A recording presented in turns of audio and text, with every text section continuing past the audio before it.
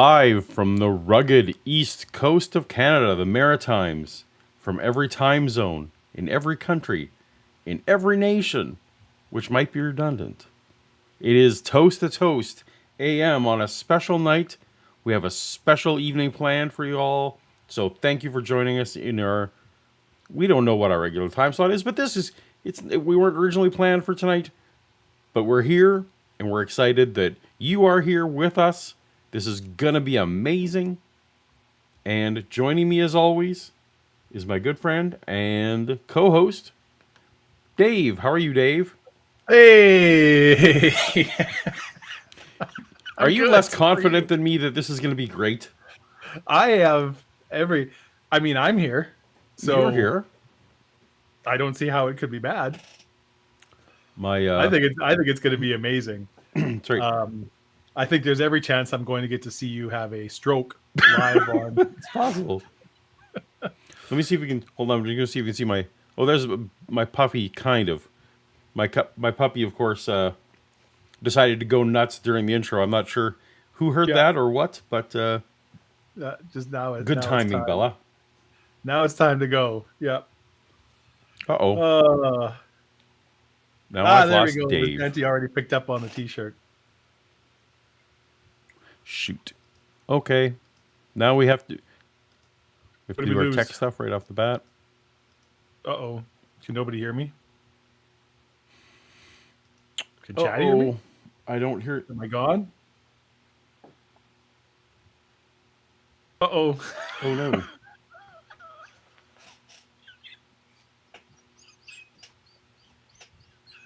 Now I hear you.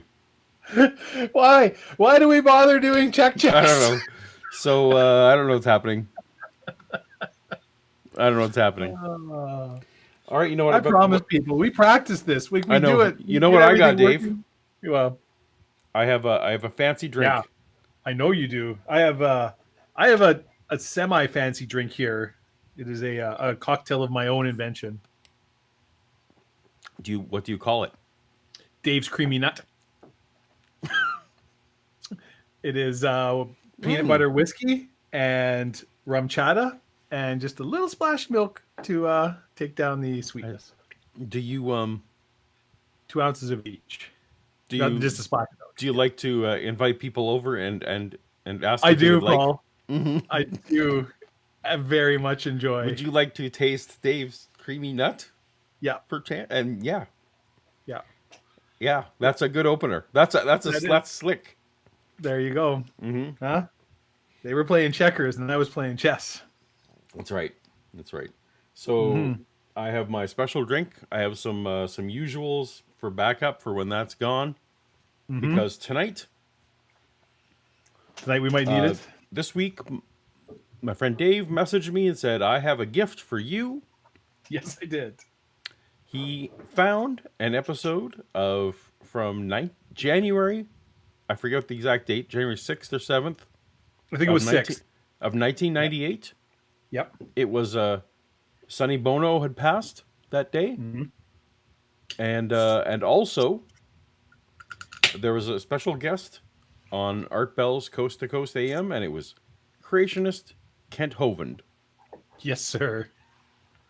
Now... I'm going to have a whole preamble we have a little bit to talk about that before we dive into the episode. But as you know, and we have to pay the bills. As you all know, we have to open the show. The show doesn't run for free. So we need to look after that. So the super chats, we appreciate those so much. And we actually had a super chat come in so early that that it didn't even make it onto the screen, so I'll just read it here. It's from Melody Kate. It's for $5, and she writes, "Bribery for the trivia answers. Shh, I won't tell anyone." I mean, I will sell trivia answers ahead of time. $5 for an answer sounds about right. I have very few scruples. So that was our first super chat. Thank you so much. Thank you, Melody. So yeah, the super chats are one way that we managed to keep the show afloat. The other way, of course, is that often we have a sponsor of the show. And I know this was short notice. I don't know if you had to call in a favor or Well, we if you had a few luckily we banked. had one in the pocket kind of already, so we just moved the schedule up a little bit. They were amiable to it, and here we go. Paul, I know I come out here every week and I talk about how excited I am about the sponsor for the show. And honestly, I wouldn't blame our friends who take time out of their busy lives to enjoy the only stream on YouTube for thinking that maybe, just maybe, old Dave is trying to pull the wool over their eyes. They're thinking to themselves, he can't possibly love every single sponsor as much as he says. You know, I'm sponsored by falsehoods, for pity's sake. So what more do you need to say? Look, I get it. I understand. I'm not a person who takes criticism personally.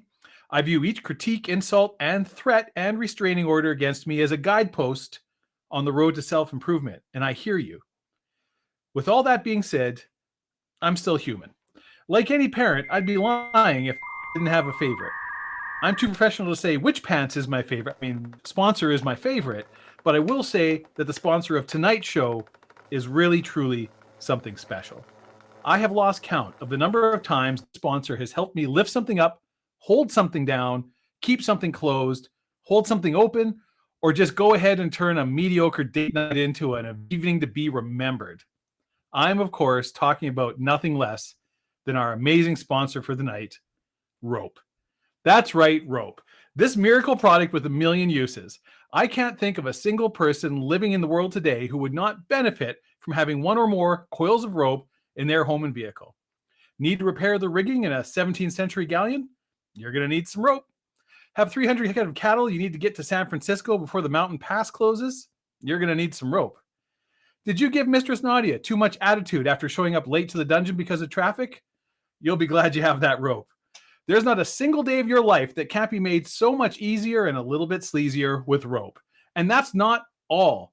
Paul, as a special offer to followers of this channel, use promo code TOAST2TOAST, that's TOAST, the number 2, TOST, the next time you're doing any tying, binding, or rigging with rope to receive absolutely free, that's gratis, that's no charge, an extra ball of twine. Now, you know a deal like this can't last forever, so hurry up and get your rope today. You don't want to be the one left in a bind. Rope. Wow. Rope. Rope. Mm-hmm. Well, cheers and welcome to our new sponsor, Rope. Hope you tied that one on for a long time. I tied it up. Yep. Got that all tied up. Woo. Yeah. Yay, thank you, Rope. All right. Before I get into the show, those of you who are new to the show, some of you may have seen who this guest of that's the wrong word, who the subject of today's show is, and maybe you've never watched the Toast to Toast before, and this is your first time because that was the attraction. We'll maybe get to some thoughts and caveats. Every time this show is on, we are celebrating Art Bell and his radio shows of the 90s and the 2000s. So that is the focus. Art Bell, no matter who the guest is. No matter who the guest is. We're here celebrating art. So the guest is a vehicle for that. Art Bell was not a person to silence any particular viewpoint, Correct. Yeah. But I'm wondering, before we get into it, should we got a couple super chats. Well, yeah, we should probably do some super chats. So we got the first one. You want to read that one? Very few scruples is still a few more than Hovind. That is correct. So I don't know. Do we want to?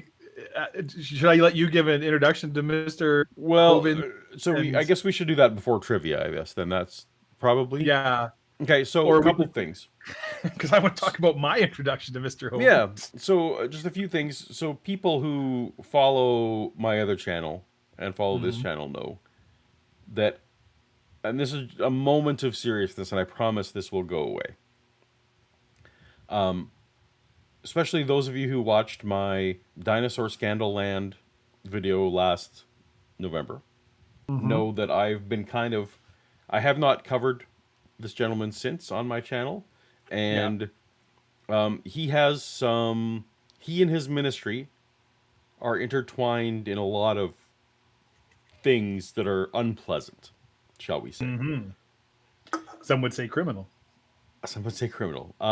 This episode was recorded before Kent's first time in jail, or the first that I'm aware of. This goes back to 1998, and more in a time when we were more innocent of some of those things. As always, what I would like to do tonight is focus on art, focus on the guests with unusual ideas, and Mm-hmm. focus on the unusual ideas. Yes. And I understand that some of you may feel like perhaps this is giving this gentleman a bit of some exposure he doesn't deserve. But we're going back to A 1998, Kent platform, if you Hovind. will. We're gonna set the current man and all that stuff aside, and go back to the simpler times that were the late 90s.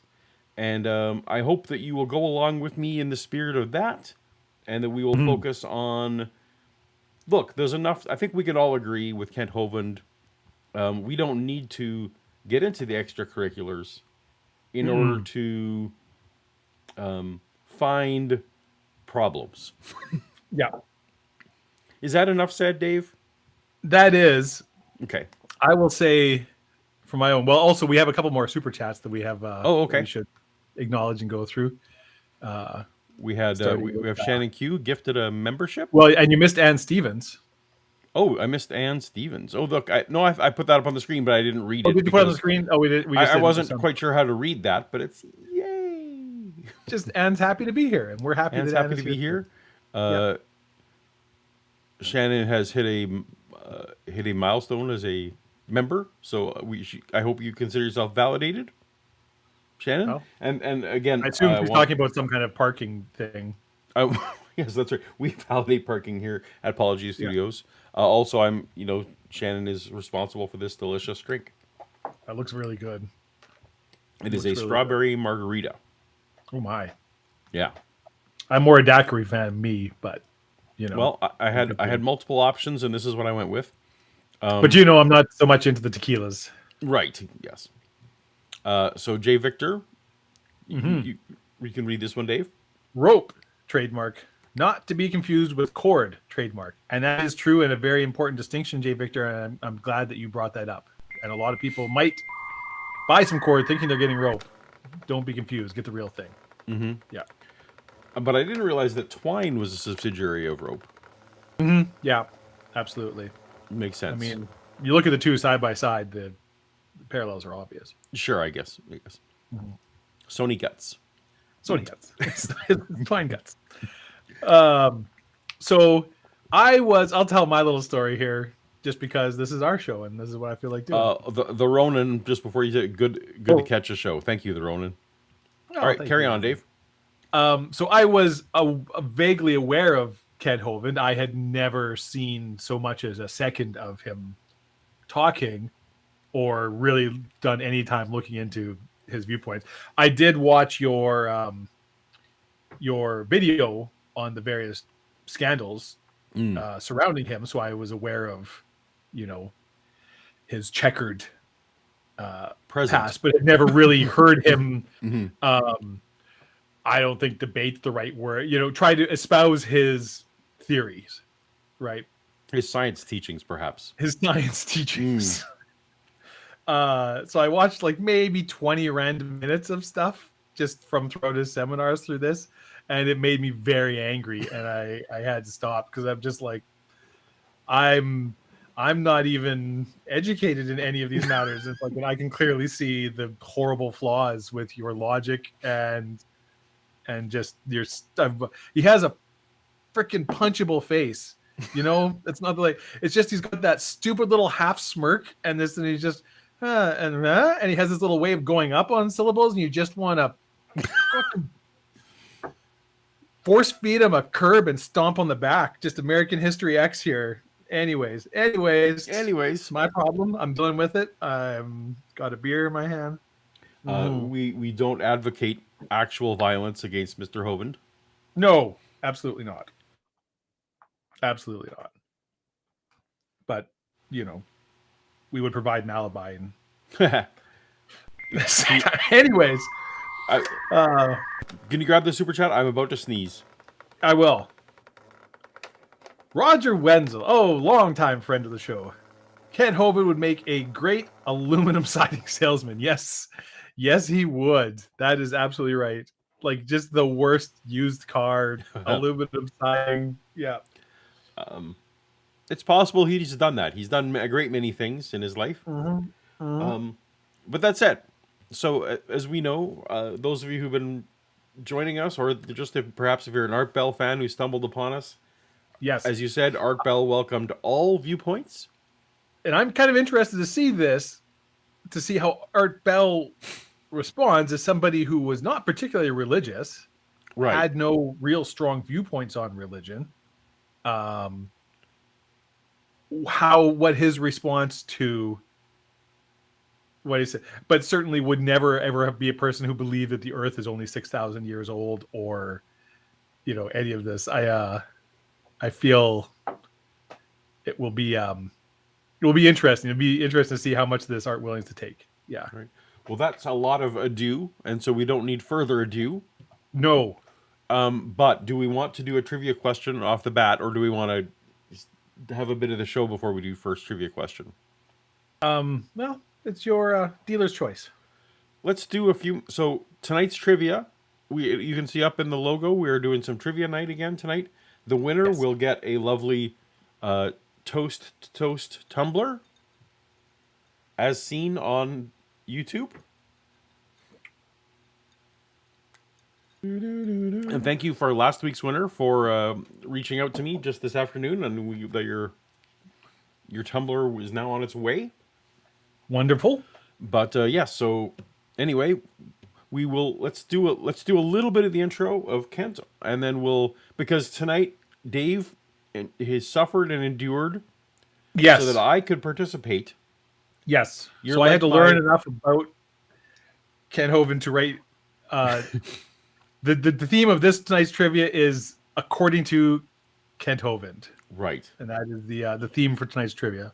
Dave is the trivia equivalent of a designated driver in that you allowed yourself to have less fun so that I could have more fun. So we appreciate you, Dave. Anyway, let's just get the little bit of intro before we get to the trivia. Yes. Is fact-filled informative seminars cause even the most devout... Is that the start? One second.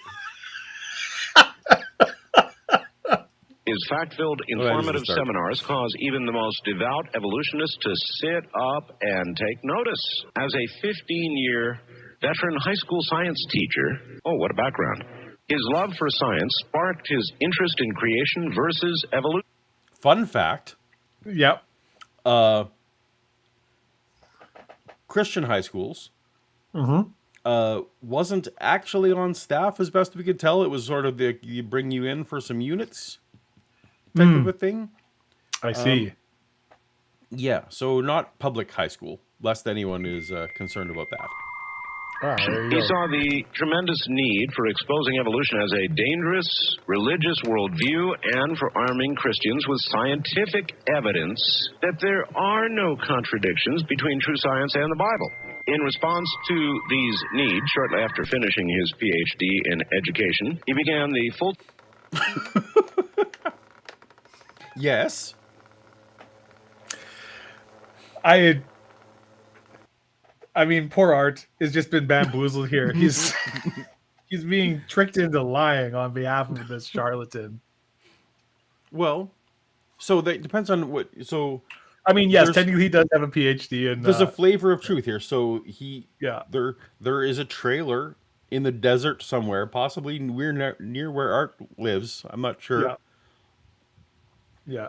To which Kent got his correspondence. Yeah, he's got PhD, his degree from the Tijuana Upstairs School of Education. Yeah. His dissertation, Dave. Did you in your Hovind discovery, did you come across his PhD dissertation? I did not. No. The title of his dissertation. So you have friends who have advanced Oh degrees. yes, I do. You're aware of some of the titles of their dissertations. Yeah. Would be some obscure chemical this or this. Yeah. This particular historian and his view on whatever.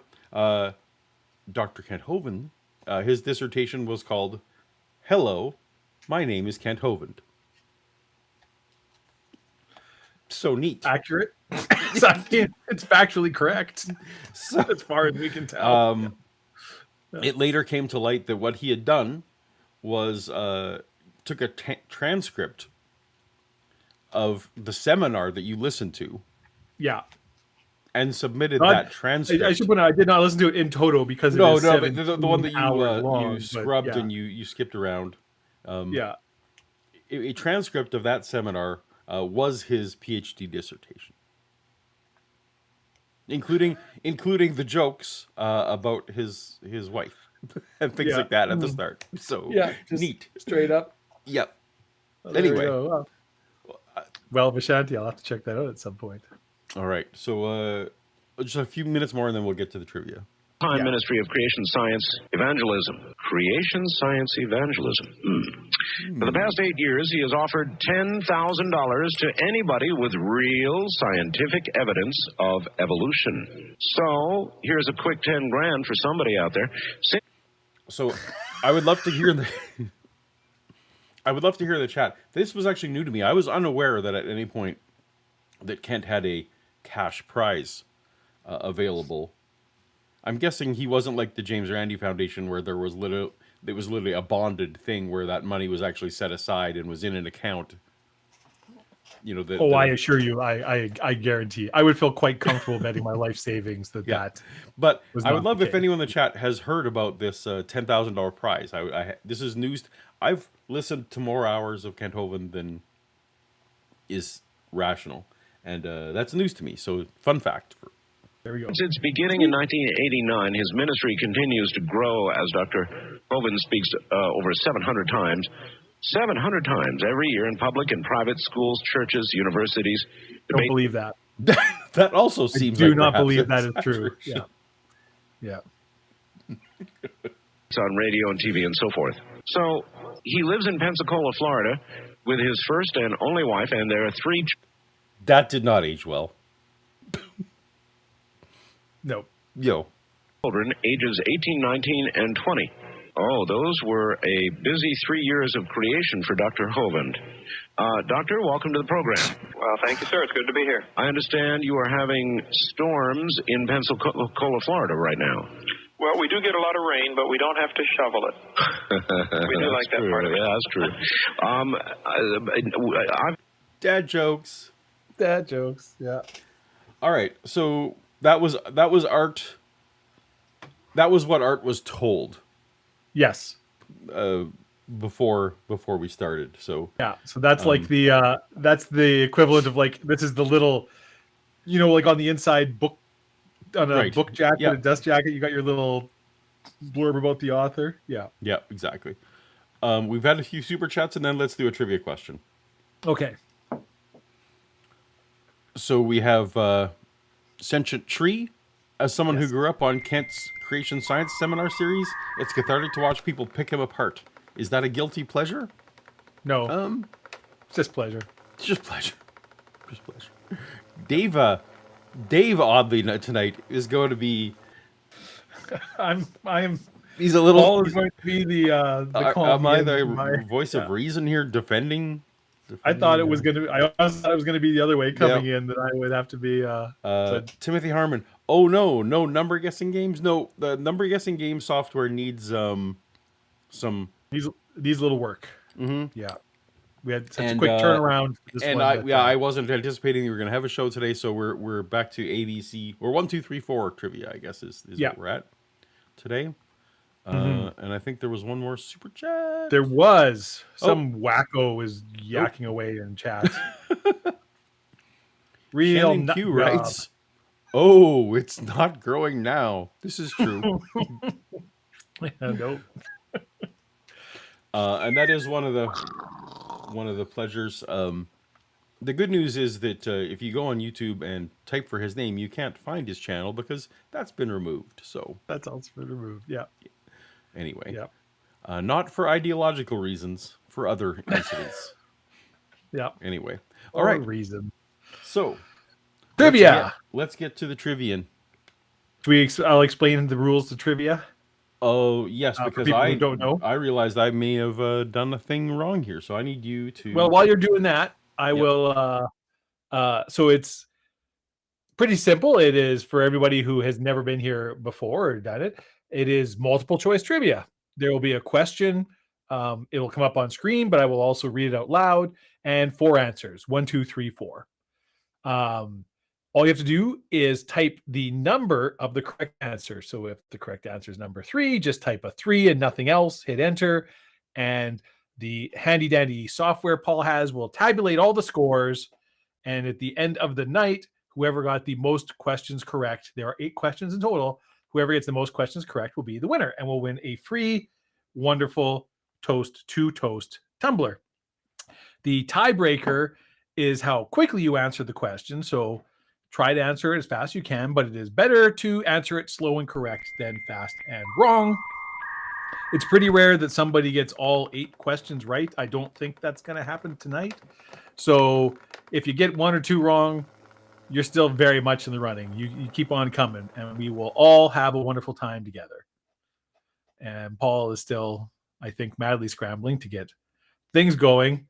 While that's happening, I can't bring it up on screen, but I can read it. Oh, are you there, Paul? There was a super chat we missed. Yeah, I still had it pointed. My bad. I still had it pointed to the number game trivia. So that was my fault. Timothy Harmon. Go for it. That suggests there will be number guessing games in the future. Yay! Sponsored. I assume by. I'm happy to. Yeah. If we can get we can get it a little more fluid to the way our show tends to work, then I'm happy to do that because I think it was fun. I think so too, and I think it's a good thing. I guarantee we'll do it at some point. Oh, and here we go. Is it counting down or is it actually no? No, I'm ready now. I need to hit the Yeah. hit the resume game here. So now it is counting down, and we have a weird thing on the screen. Dip, bip, bip, bip, bip, bip. Well, I'll cut up on Silo, by the way, Paul. Oh, are you? Awesome. Yeah, fully 8 episodes. Anybody who isn't watching Silo should be watching Silo.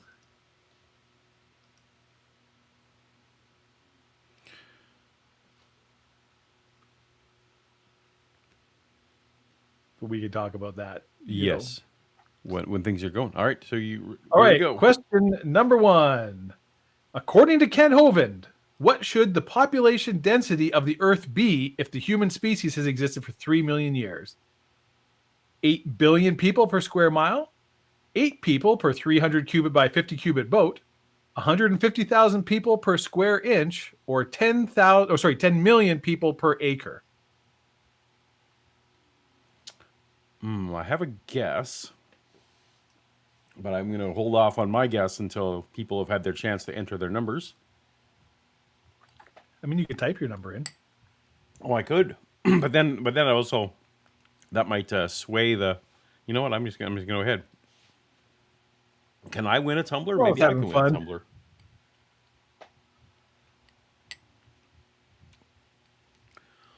So I think that because Kent likes things to be measured in square mile, that's why I'm thinking he doesn't usually. I don't usually hear him talk about acre.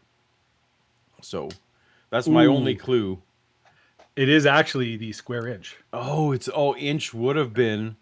Yeah, that would have been. Oh, good job for everyone who got that one. Hey, I salute to everybody who said 300 by 50 cubit boat.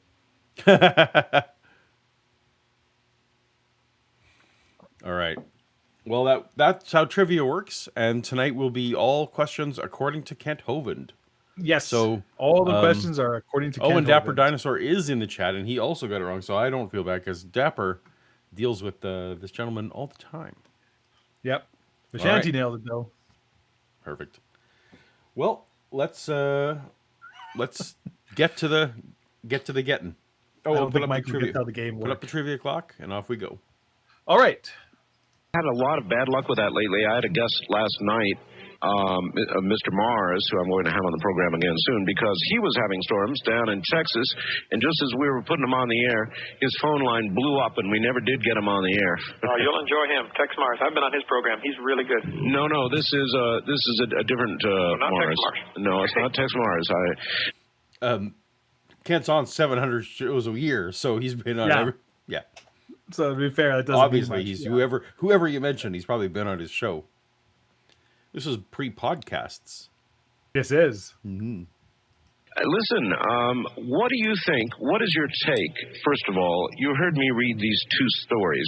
You understand the implication of these two stories together with regard to cloning and the switching of heads? Yes, sir. So for the audience, Yes. this was hour 2 of the show. Mm-hmm.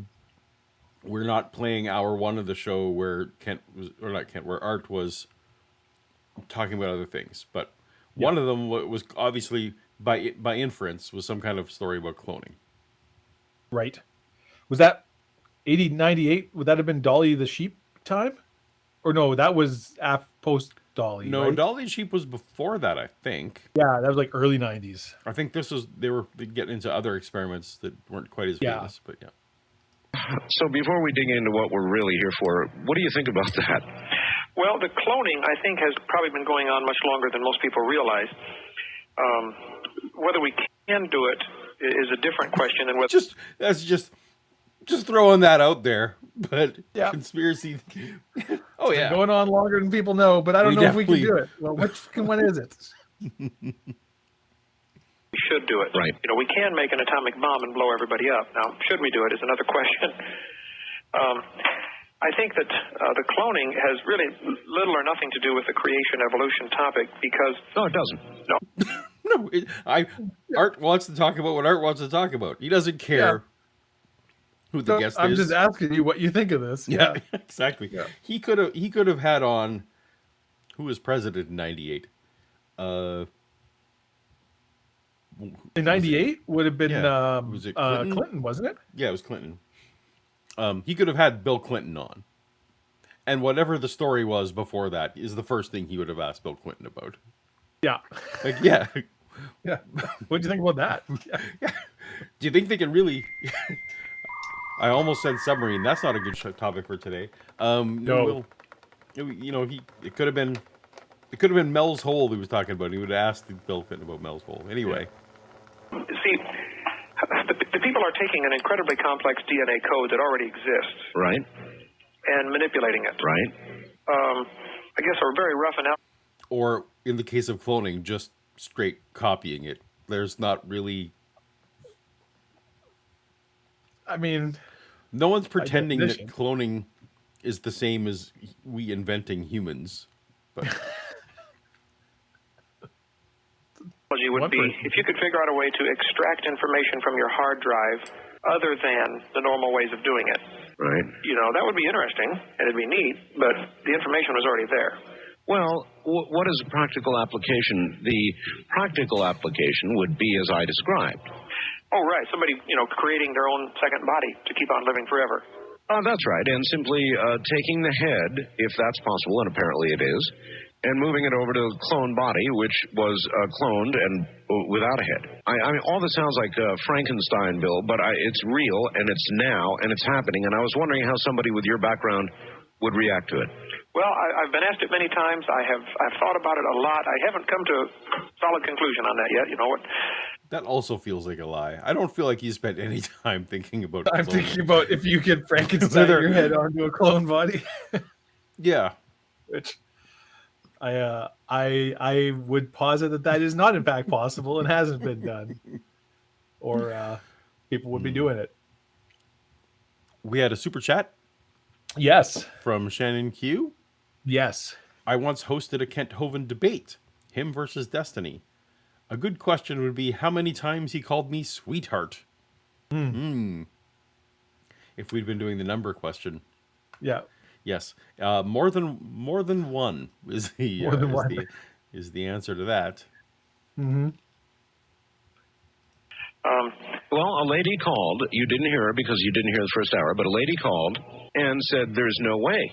I would say, no, let me die. If I had liver cancer, I'd rather die. Because God did not intend for this sort of thing. And I said, but God is allowing us to develop this technology. And that made her thoughtful. And she said, yeah, that's true. Well, he also allowed people to develop the technology to, blow up Hiroshima. And True. So I don't know that that's always a good argument. I'm reserving my judgment to see where it goes. A lot of times with scientific discoveries like this, there's a lot more smoke than fire. That's true. They claim they can do all sorts of things like, ice on the moon, And so what if there is ice on the moon? It doesn't prove a thing. This is where Kent is already defensive. Yeah. Because Art is not bringing up this cloning thing to say, doesn't that prove that God is fake? No, he's just about it. He thinks that Kent is a science teacher, which is a problem, but that's what Art thinks. Yes, because that's what he was specifically told. I was talking about a science thing, and I've got a scientist now. Can we talk about it? Can we talk about it? And Kent's like, I don't care if there's ice on the moon. That doesn't prove nothing.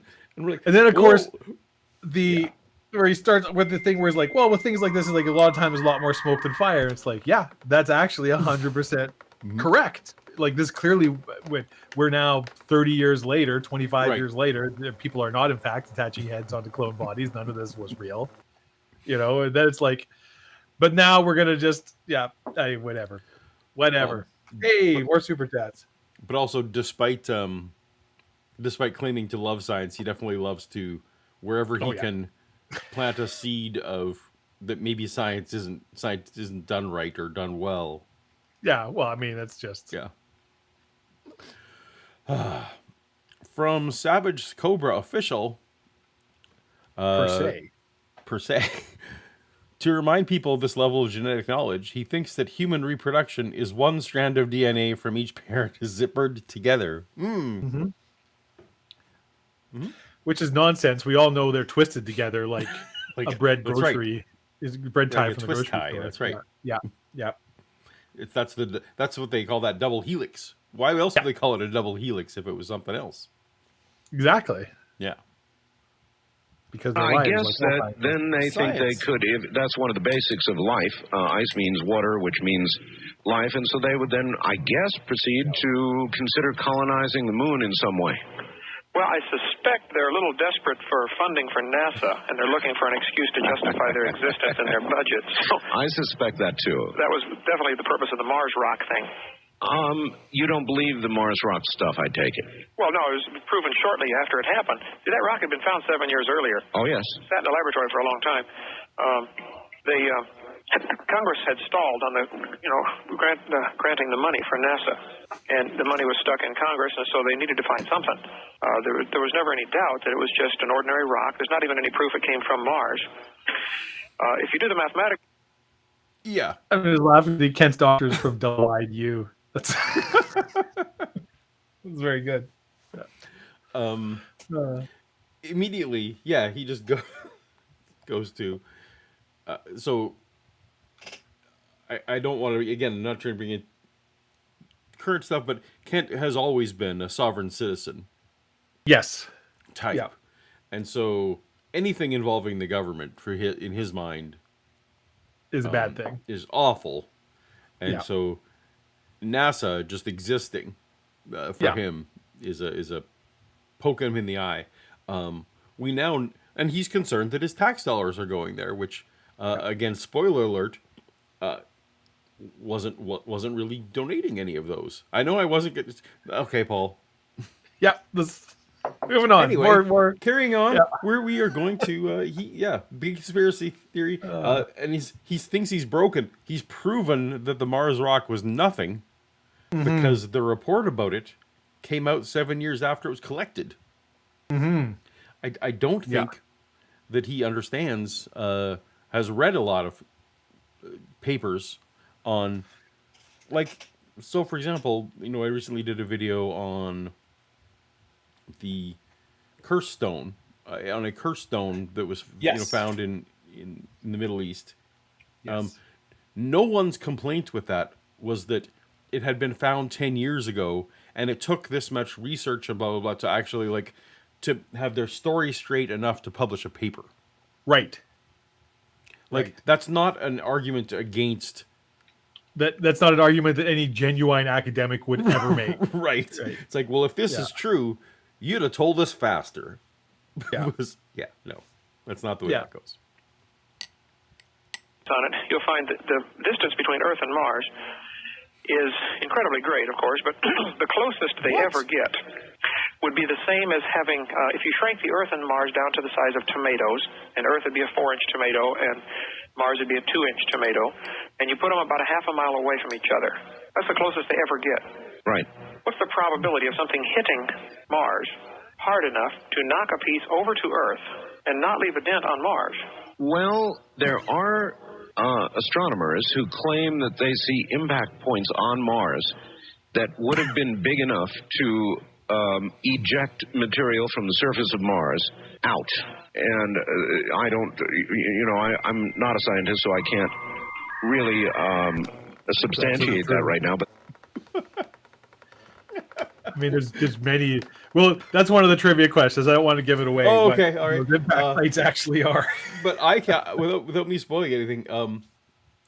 There are marks on Mars. Mars is not as smooth as glass. So for him to even say, well, there aren't even any dents on Mars. Yeah. Well, what?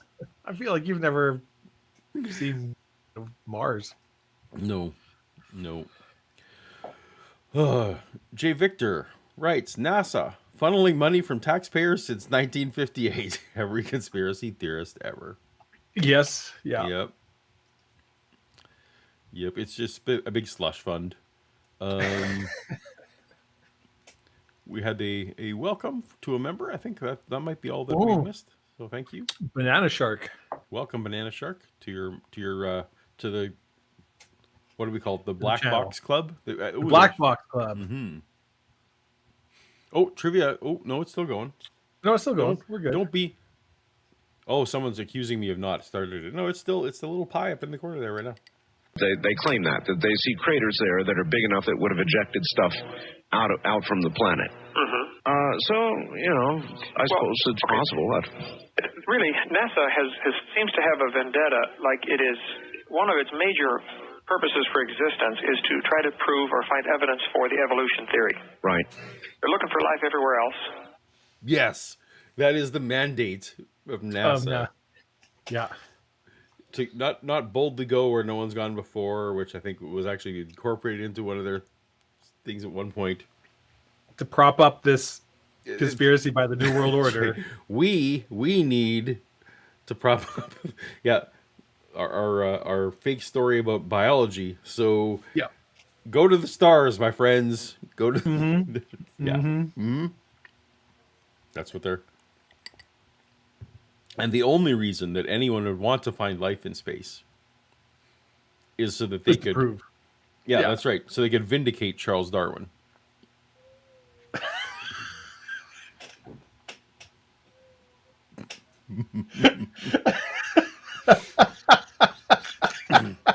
I'm laughing at Roger.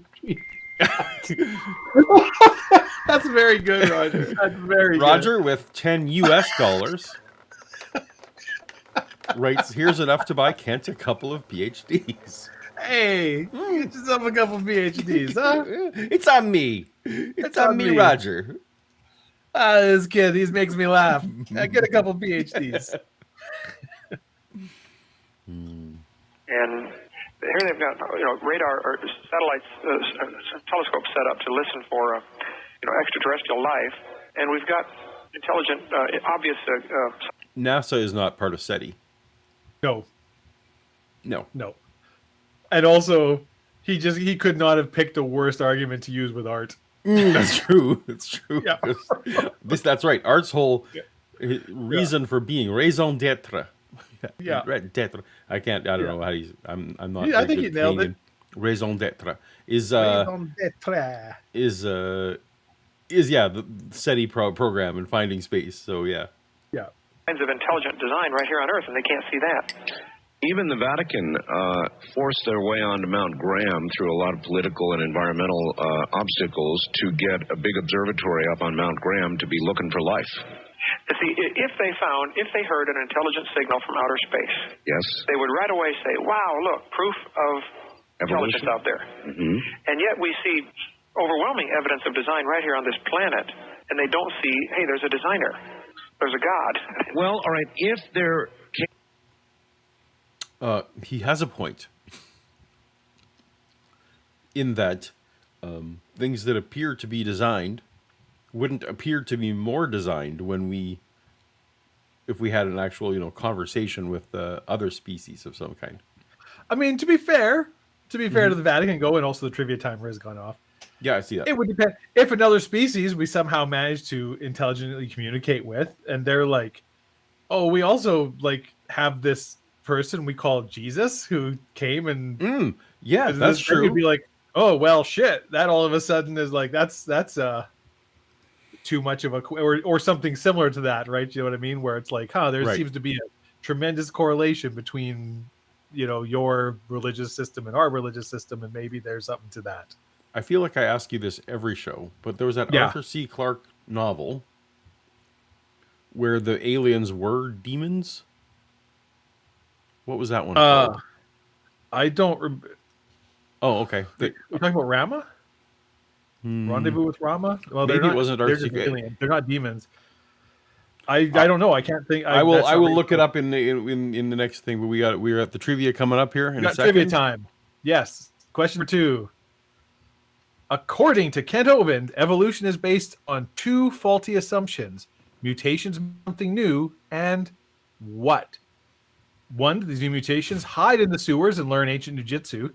2, that natural selection causes this new thing to survive and take over the population. 3, God's original perfect pre-fall creation could be improved. And 4, enough mutations somehow combine to turn a goldfish into a golden retriever. Which of those 4 things is one of the 2 false assumptions? These all sound plausible for Kent. Not all. 3 of them. Let's all be honest. That's probably not it. But yes. All right, here we go. If it was easy, Paul, everybody would do it. That's right. What was your guess? I guess number 4. Guess number 4. It wasn't. Oh my goodness, I'm doing terrible. I specifically wrote that because I'm like, that sounds like something. Yeah, it does sound like something he would say. Oh my goodness. Yeah. So we have a very few people getting these. Elephants these don't right. make pine trees. Yeah. Oh wow, Dave's got us. All right. I bamboozled the audience. Got us. Everybody likes being tricked. That's fun. This is why our show isn't doing better. That's the way it goes. All right. Well, back to. Do we have any? We doing any super chats while we were there? We did. Oh, we did. Okay. Oh. Yeah. Do you want me to? I do. I was waiting for you. Hovind vids were most of my high school biology class. He was the authority figure I held in the back of my mind while I held to young Earth creation beliefs. You introduced me to real science and led to my deconstruction. Cheers. Oh, well, thank you. AVF 777. AVF 777. I'm flattered that I was some part of you. No, they were talking to me, Paul.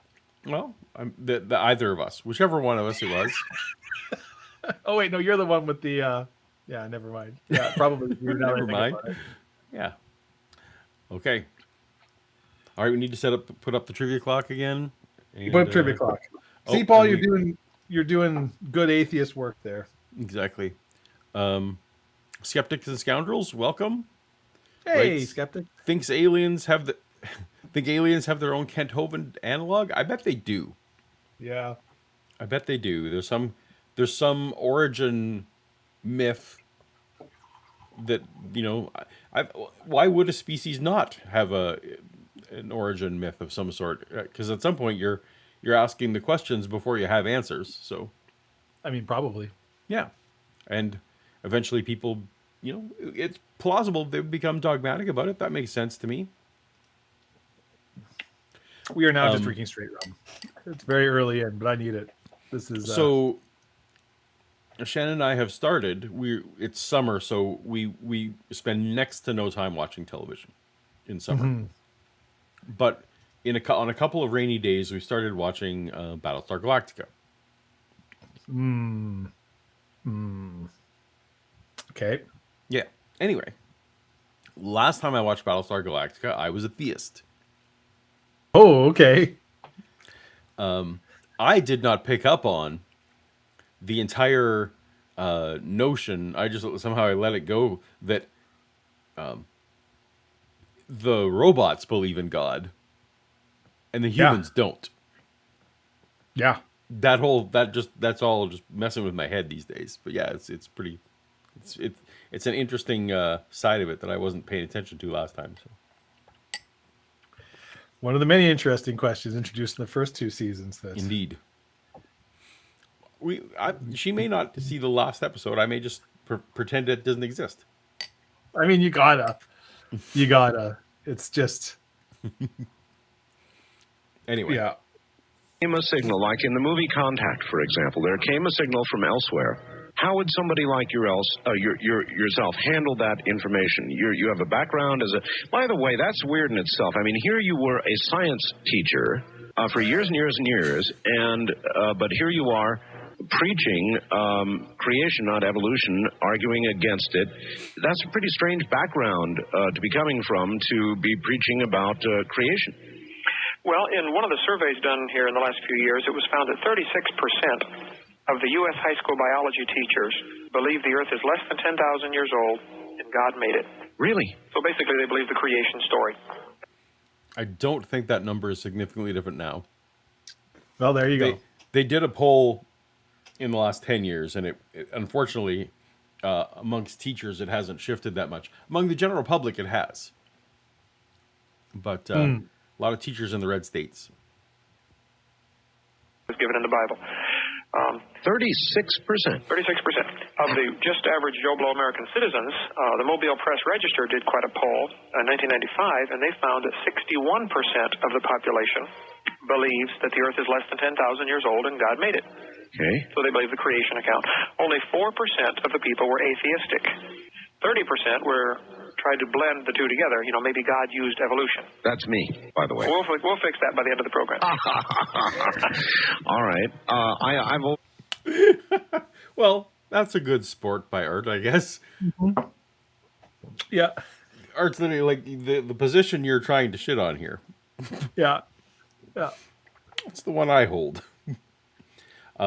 Yes, the conflation. It's getting harder and harder for the creation ministries to conflate evolution with atheism. Right. Given that greater and greater percentages of denominations either out and out endorse it or accept it at least. So. Right. Yeah. I felt Have a hard time that the two ignoring were not... mountains of scientific evidence. Right. Right. So, but now they have to battle because one of Kent's and his son, you know, their narrative is that you only accept this silly non-evidence, right? You know, because you have ulterior motive, because you don't want God to be Lord of your life. Yes. And so you're just looking for any excuse, and that's good enough. Yeah. It becomes harder and harder when it's people like, no, Jesus is Lord of my life, and yeah. You know. Yeah. And also, the Earth is not 10,000 years old. That's correct. Yeah. Or 7,000 or whatever number you pick. Yeah. So mutually exclusive, that the process of evolution could have been by the hand of God. But you say you can fix that, huh? Oh, yeah, not a problem. Well, I've heard a couple of your programs, and you seem like an honest, intelligent fella, and so if that is true, then yes, we'll be able to fix it. All right. Well, then this is going to be an extremely, extremely interesting program. All right, suppose we did get that signal. Suppose that beyond any question we found there... Art is still like, okay, you're here to talk about creation. You keep bringing it back to this, but I'm here to talk about clones and aliens. Yeah, and aliens. Yeah. Yeah. There are others out there. My program deals in this kind of material all the time. How would somebody like yourself react to that news? Would it be disturbing to you? Would you take it in stride? What? Well, are you familiar with the book called The Cosmic Conspiracy by Stan Deyo? Stan is a very good friend. Okay. My understanding of that, and it's been quite a while since I read it, but my understanding was that basically there are two... Between the two of them, they know everyone on the planet. Art did, what did we establish last week? 2,300 some shows. Yeah. Yeah. And Kent's talking to 700 people a year. So. She's doing 700 talks a year. Yeah. Yeah. Yeah. Kinds of UFOs. There are top secret government craft, and there are satanically owned and operated. Satanically, in other words, there are no UFOs from elsewhere. They are either from our government or some government on Earth, or they are satanic. Well, that's not just owned, Paul. That's been my owned and operated. Owned and operated. Under a different name, of course. We're doing business as. Yeah. And I'll tell you, that's what's wrong with small business nowadays. That's People aren't willing to go in there and get their own hands dirty. That's why Satan's getting shit done. He's willing. I'm going to go and I'm putting the time. I'm not some bigwig, subcontracting this out. I'm going to handle this UFO conspiracy myself. That's right. Childhoods and Dave. Yes. That's the name of it. Yes. Okay. You have asked me about that before. No, I have still. I still have not. No, I didn't need you to have seen it. I just needed to remind. Yes, I remember you talking about it. Yeah. Yeah. The premise literally is in that one. Yeah. That what aliens races, two warring races, one that looks what a stereotypical demon looks like. And one that looks more like stereotypical angels, right? Are at war, and at various times their conflict has happened on Earth, right? This is what our religion is built on, and this is what our religion is ultimately built on. And in the show they have to make so the final battle between these two races ends up happening on Earth, right? And beyond trying to just save our planet, there's all this religious, which is fun. Because I think Arthur C. Clarke was I want to say Mormon. I can't remember. He was very religious in some way. Maybe I'm getting my sci-fi authors mixed up. Perhaps. I'm sure someone in chat will correct me. Anyhow, I always think of this when those theories come up, because yes, it was it was from a 1953 novel by a well-known author. So yes, which would have been right when that was very much a prevalent or new exciting view. Right, that's when sort of Chariots of the Gods came out or was getting big and blah blah blah. Yeah, exactly. Yeah, pre-2001 and all those things that he was. Babylon 5, such a good show. I saw somebody took a bunch of Babylon 5 footage and then redid all the effects with modern CG. And it was oh man, this looks really good. I really wish they would redo Babylon 5 because it was such a good show, but the effects are so terrible. Anyways, yes, much even just some of the AI sharpening that I've seen them do on Star Trek, just straight up Star Trek episodes, and then making them by using the autogenerative fill stuff that they can do now. Yeah. Literally just making them 16:9.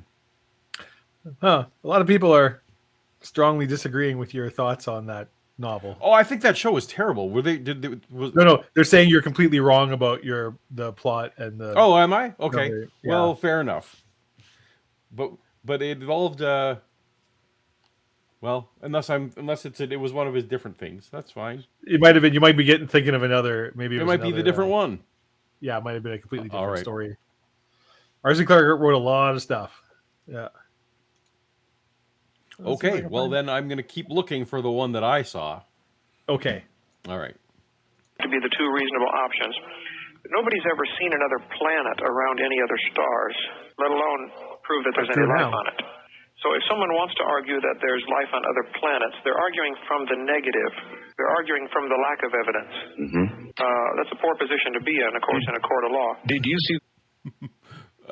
For the gentleman who says, basically, my evidence is the Bible, and I don't need any better evidence because I'm not trying to teach this in schools.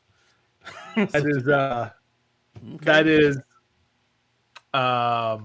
something I very quickly picked up on him, that it's like he will, in the flip of a coin, drop of a hat, whatever, something that's like, I will use this to prove it, but then at the same time be like, well, what you say can't be true because of this. But it's like, that's the exact same thing you just said.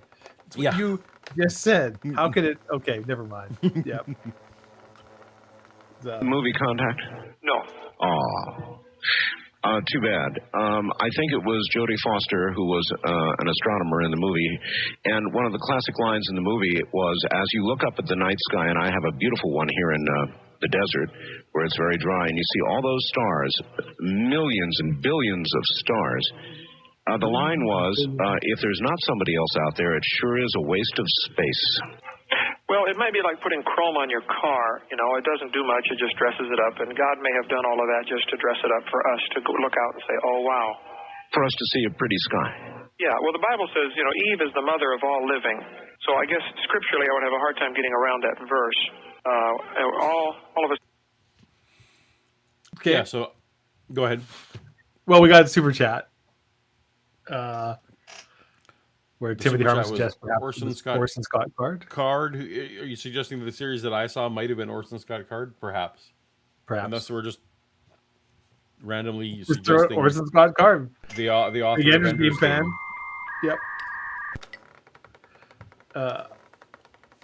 Jay Victor. Do you want to go ahead and say your thing? Yeah, you can read it. I love when they use AI to upscale old shows to 60 frames per second. I always wondered how Star Trek would look if it were a soap opera. Well, depends what Star Trek you're watching. It kind of is. Anyways. Anyhow. Thank you for the super chats, Timothy Harmon and Dave Victor. We do appreciate it. First of all, what Kent is admitting there, he's like, well, I don't care what level of evidence we have for aliens because I have this verse that says Eve is the mother of all living, which in and of itself on earth is not true. Nope. Not even within the Bible is not true. There are alive things that Eve is not in any way descended from Eve. Right. Well, at least, and especially in his view, right, where we're not even related to the other great apes, for example. I lost my train of thought. Oh, and then what was the next thing you said? I lost it. I forgot. We can scroll back. All right. We have so much. We'll be able to. I'll remember once I see it. We'll be here all night. Do we want we do have more super chats? Oh, the Kenneth. The real sci-fi show was Cleopatra 2525. You shut your dirty mouth. Do you remember that show, Paul? No, I don't. With it was it was a former wrestler. I want to say Trish Stratus. No, I can't remember. It was terrible. It was a bloody terrible show, and it was on for one season, then disappeared. Yeah, and it was like these three women that were fighting an evil corporation in 2525.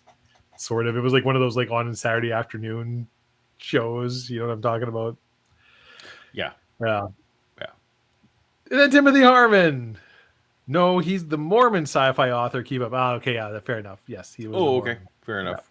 Yeah, I knew he was a religion of some kind. Yeah. I'm not keeping up with the general chat. All right, I need to get that clue of what I forgot of the weird thing that Kent said. Came from Adam and Eve, and after the flood, the Bible says the whole earth was overspread from the descendants of Noah. So I guess I'm not locked into a position, 100% in concrete or anything, but I would have to say, so far, there is no proof that there's any other planets, let alone any other any life on it. So as I said, it's arguing from the negative. That didn't age well. No, it did not. Did not. All right, I see the trivia clock has gone off.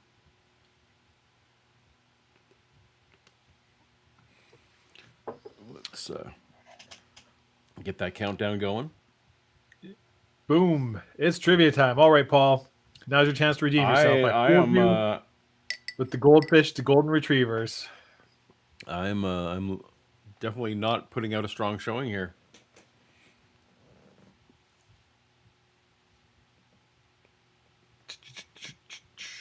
I'm kind of curious to go and look at time to see when the first actual evidence of exoplanets. You might be right. Anyways, question 3. According to Kent Hovind, young Earth creationism is not taught in public schools due to a conspiracy involving Satan, the British royal family, the State of Israel, and others, including Ted Turner, Hugh Hefner, Disney Studios, or Bill Gates. Which of those 4 people is involved in the conspiracy to keep? Yeah. I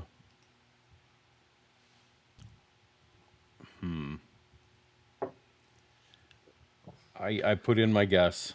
I'm not confident. These are some great questions, Dave. These are you did well. We're getting a pretty good spread there. I went by my guesstimate of when approximately the seminar happened. You were in fact correct. Good. His vendetta is against Ted Turner and Jane Fonda featured heavily in his. Yep. Yeah. So in his very good. Yeah, because he does talk about Bill Gates a lot because he thinks that Bill Gates agrees with him. Yeah. About DNA as information, which is a whole different. Is DNA actually a cipher or is it information? Like it's a whole thing. But Bill Gates has the quote that it is information, so he loves Bill Gates for that. I don't know that he even know who Hugh Hefner is, frankly. Hugh Hefner founded Playboy. I know who that, but you don't know if he knows who Hugh Hefner is. I don't think Kent knows. Yeah, I got threw in there just because it's like, well, if he does, it's like, well, here's this pornographer. He's against us. Yeah, but also well done because those are all people that of the right potentially era. Of the right very era. much could have an axe to grind against. Yeah. And his insane ramblings. I always love. State of Israel features probably every conspiracy theory. At the end of the day, it always comes back. ... and the Jews. Yeah, that's right there in the conspiracy theory playbook. NASA's sucking tax money, and also it's all about the Jews. I was reading apocryphal gospel books this week, and it is shocking how very transparent the narrative was just supposed to be.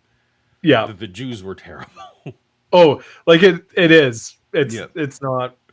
Yeah. It's like Vishanti and other people were pointing out. It's like he's still selling copies of the Protocols of the Elders of Zion, which is that's not a good look. If that's what you've got on your, you're pretty much wearing your heart on your sleeve right there, That's or right. something else on your sleeve that we don't want to talk about because don't want to demonetize your channel. Yeah, no, I already been biting my tongue on a few of those things. So off we go. Yeah, off we go. Simpler times. Giddy up. Yeah, simpler times. Oh.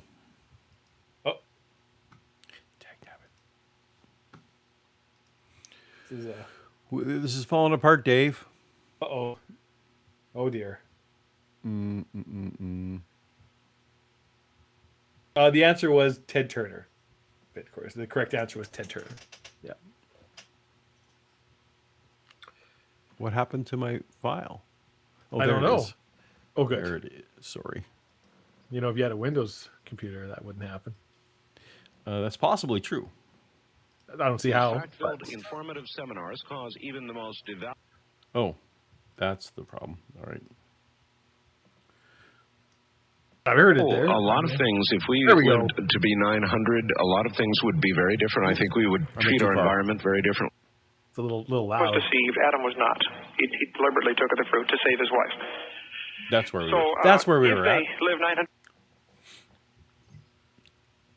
Yes, I did hear him give this.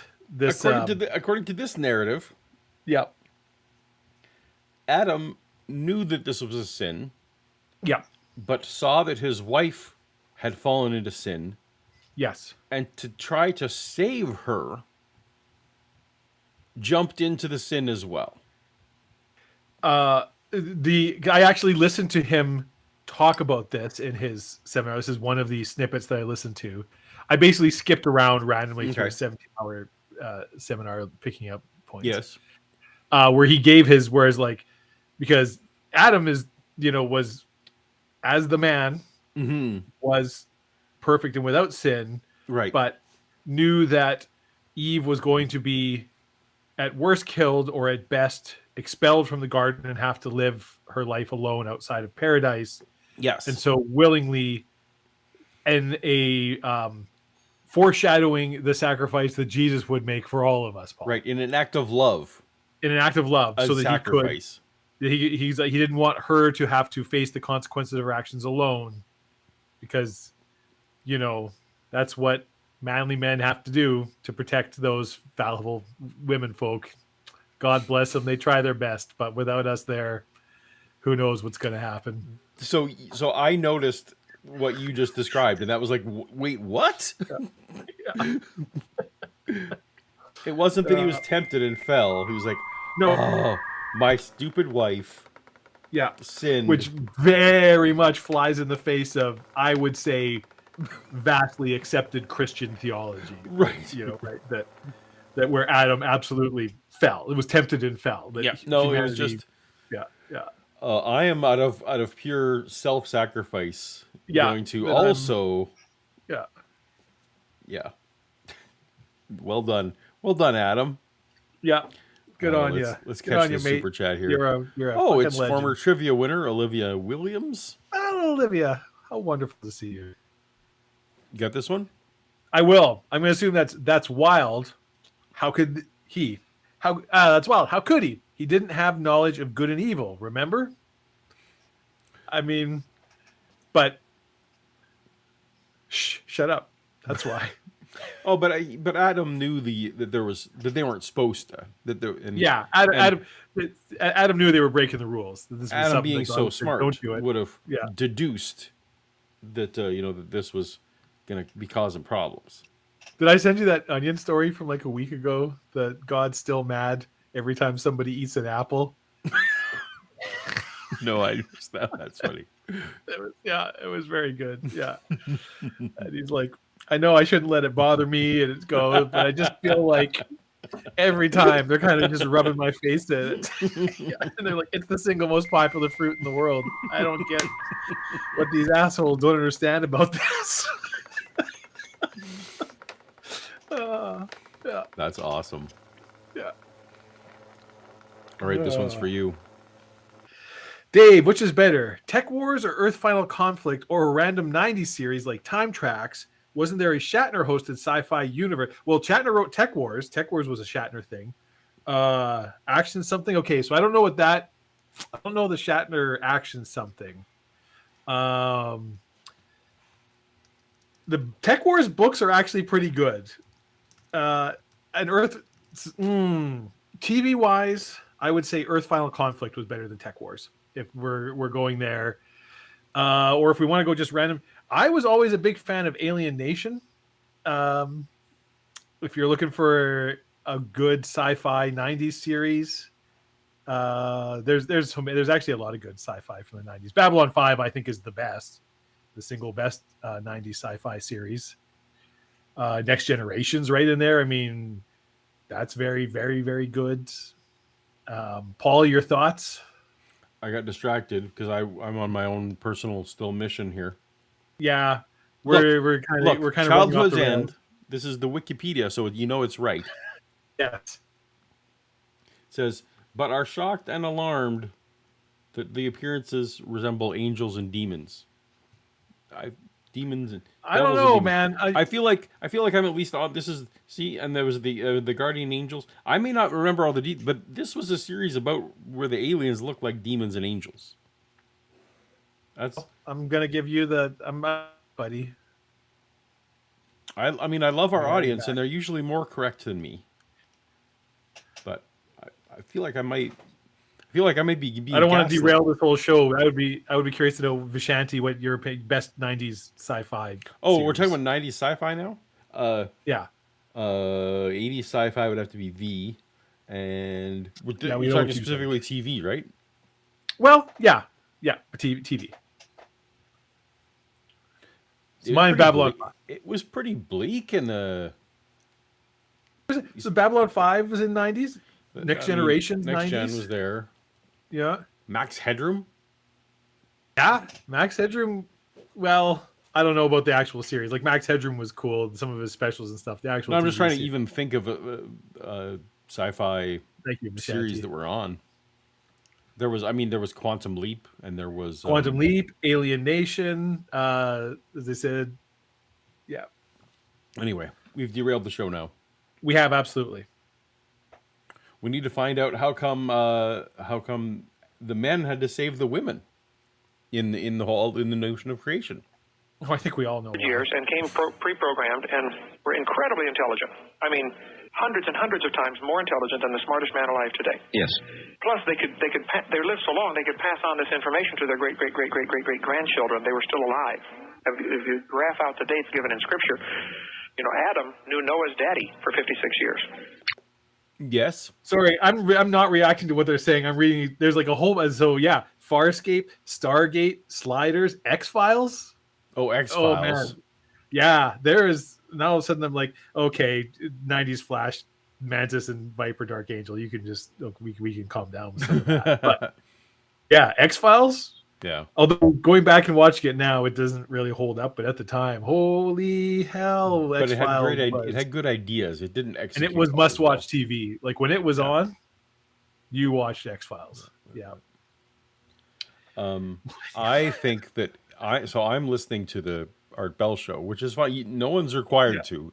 If you're hanging out with us, I don't care if you enjoy each other in the chat, because that's better. That makes more sense. I think where this is going, I think where this is going is that if Kent's going to say if there were space aliens, that some of Adam and Eve's kids made themselves a spaceship. That's what I think is happening here.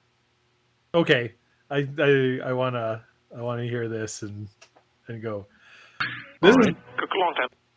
Yes. I'm almost thinking that we got to do like some kind of 90s sci-fi or some sort of, like you and I will watch an episode of something and we can just come and chat. Everybody who wants to can come. We'll talk about classic sci-fi and we can argue about it all day long. So right now there's Kent Hovind to listen to. But I feel like so I have often wondered how far they got as far as technology. They wouldn't need to waste a lot of time like we do today just making a living because they had a perfect environment. You don't have to spend so many hours a day working to make money to pay the rent or pay the utilities. They didn't need any utilities. Oh, a lot of things. Well, also, you couldn't preserve food because refrigeration. Right, like yes, because famously, what are you even talking about, you idiot? Okay, sorry. Famously, in previous centuries, people are known for all the leisure time. Yeah, the huge amounts of leisure time they had because they didn't have to pay taxes. It's famous for it. Yeah. The one thing you often hear about life in the 800 to 1200 Common Era was how easy it was. Yeah. You're waking up at noon, going to bed at 3. Sometimes some Vikings would come over for a barbecue. Good times. A lot of things would be very different. I think we would treat our environment very differently. A lot of things. So I guess my other response to your question is, I don't know how far they got or how much they were able to pass on to Noah and his 3 sons who lived through the flood. And is it possible that after the flood, these people who still lived to be 400 years, according to the dates given in Scripture, were capable of some incredible feats, the building of the pyramids, the huge things you can only see. If we were playing, thanks, Kent. This is weird. I didn't anticipate that if we instead of trivia night had been doing bingo night. Yeah, a lot of the greatest hits are showing up here. We it's true because March is art. Just like we got cloning. We're into. Honestly, should have kind of anticipated it because I know that Art is not remotely interested in anything to do with Religious. creationism, evolution, Christianity, the Bible. He is straight up shut down guests who are like, well, the Bible says this. He's like, yeah. Give me any argument that if your argument is this is what it says in the Bible, you don't have an argument. Tell me literally something else. But Kent And just he's brought just up the got guys down for saying Kent just that. brought up building the pyramids, so Art's ears have got to been perking Perked up. up because Art loves his pyramids. Yeah. He loves his But pyramids. it's like, Art's going to be trying to bring in anything else to talk about because he does not care about the stuff that Kent wants to talk about. Should have done bingo. All right, we got the Savage Cobra official per se, or to Yes. pay taxes, Or to pay taxes. Yes. Yeah. and Olivia Williams writes, "What about the curse, Kent? The curse on the land." Curse on the land. That's a good point because clearly they didn't have as much leisure time to build. He thinks they built pyramids. I still think he might be angling towards they also made a spaceship, but Yeah. we'll see. I'm really having to bite my tongue here because people are bringing up really good sci-fi points, and I really, really want to have a conversation about classic sci-fi, and I have a lot of thoughts about sci-fi to the various decades from the 40s to the 2000s. That's not why we're here for tonight. We're going to move on. I also am interested to hear about this pyramid talk because I know You need perhaps Yeah. the channel that you registered probably wouldn't be appropriate for that kind of thing. no, But, but I mean, there's no limit to how many YouTube channels you can No have. limit so to YouTube channels. That's right. maybe I need to start my own channel. That's what I'm Sci-Fi saying. Talk. Maybe You Dave can be a needs guest. his. Yeah, Let's guest. debate sci-fi. Yeah, I could have, there's all kinds of wonderful people I've met in this channel that can come on and we can talk about classic That's right. sci-fi. Yep. And it'll be sad when I have 5 million subscribers because people like sci-fi and not. You're doing good stuff too. I like what you do. This is fun. You are meaningful. It's a nice little hobby. It's a nice little hobby you got there, Paul. It's pretty good. Yeah. It's a cute little which has layers of hilarity to it that people don't need to know about if they suffice to say Paul makes significantly more at his hobby than I do at my actual job that I work at full time. Anyways, yeah, see, Michael, that's an excellent question. We're not going to get side railed into my favorite decade for sci-fi. Space in South America and Mexico. I just in Mexico yesterday. The sketches of people that are 3 miles long. The Easter Island statues. Instead of looking for intelligent life on other planets as the source for these strange phenomena that we do definitely see, these giant stones that are moved into position, could it be that it was super intelligent life right here, the descendants of Noah? Sure it could be. Sure it could be. So I was privileged. I was in Egypt here recently, and I got to lay in the sarcophagus in the Great Pyramid. And there is no question about it. There's no way they could have moved those stones. No way. Either they knew something that we don't know, or it is trivia they were time. Yeah. Yeah. I just As soon as he we're brings it, ticking so many boxes on the trivia card. Yeah. Art cannot miss an opportunity to mention. I got to go on the We got like this private tour of the pyramids. It's a pretty big deal. Yeah, pretty big deal. Yes. Oh, let's get the countdown clock going again. You can get it going again. All right, I still got a ways to catch up. How many questions do you recall? How many questions do we have tonight? Well, there's 8 in total. 8 in total. Fantastic. Yeah. So we're coming up to the number 4.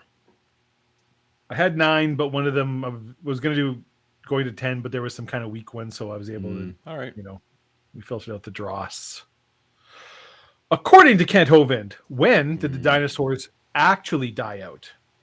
1, they didn't. 2, shortly after Jesus' resurrection formed the new covenant. 3, in the late 1700s to early 1800s. Or 4, during the biblical flood. Do do do do do do do. I'm gonna put up this comment because it was funny. I was waiting for someone to say it. It is. It totally is. Except you don't say, "Did you know I worked on Star Wars?" You say, You know, when I was working on Star Wars, blah. Pablo and I would often blah blah blah. Yeah. This one for me at least, I knew exactly what was going on with this one. You did? I feel like I do. I feel like I know what. I didn't look to see if you throw an answer in there. I did. Yeah.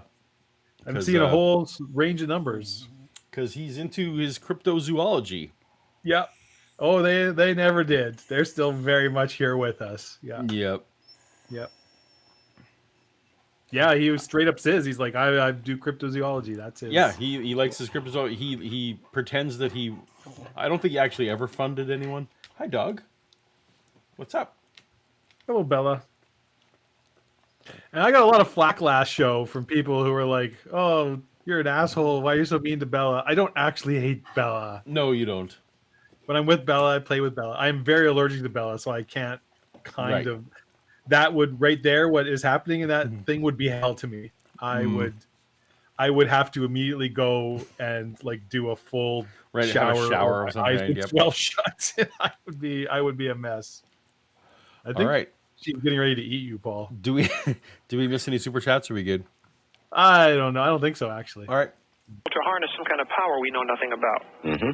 See, today we don't use the magnetic field of the Earth for anything except tell our compass which way is north. Is it possible to magnet?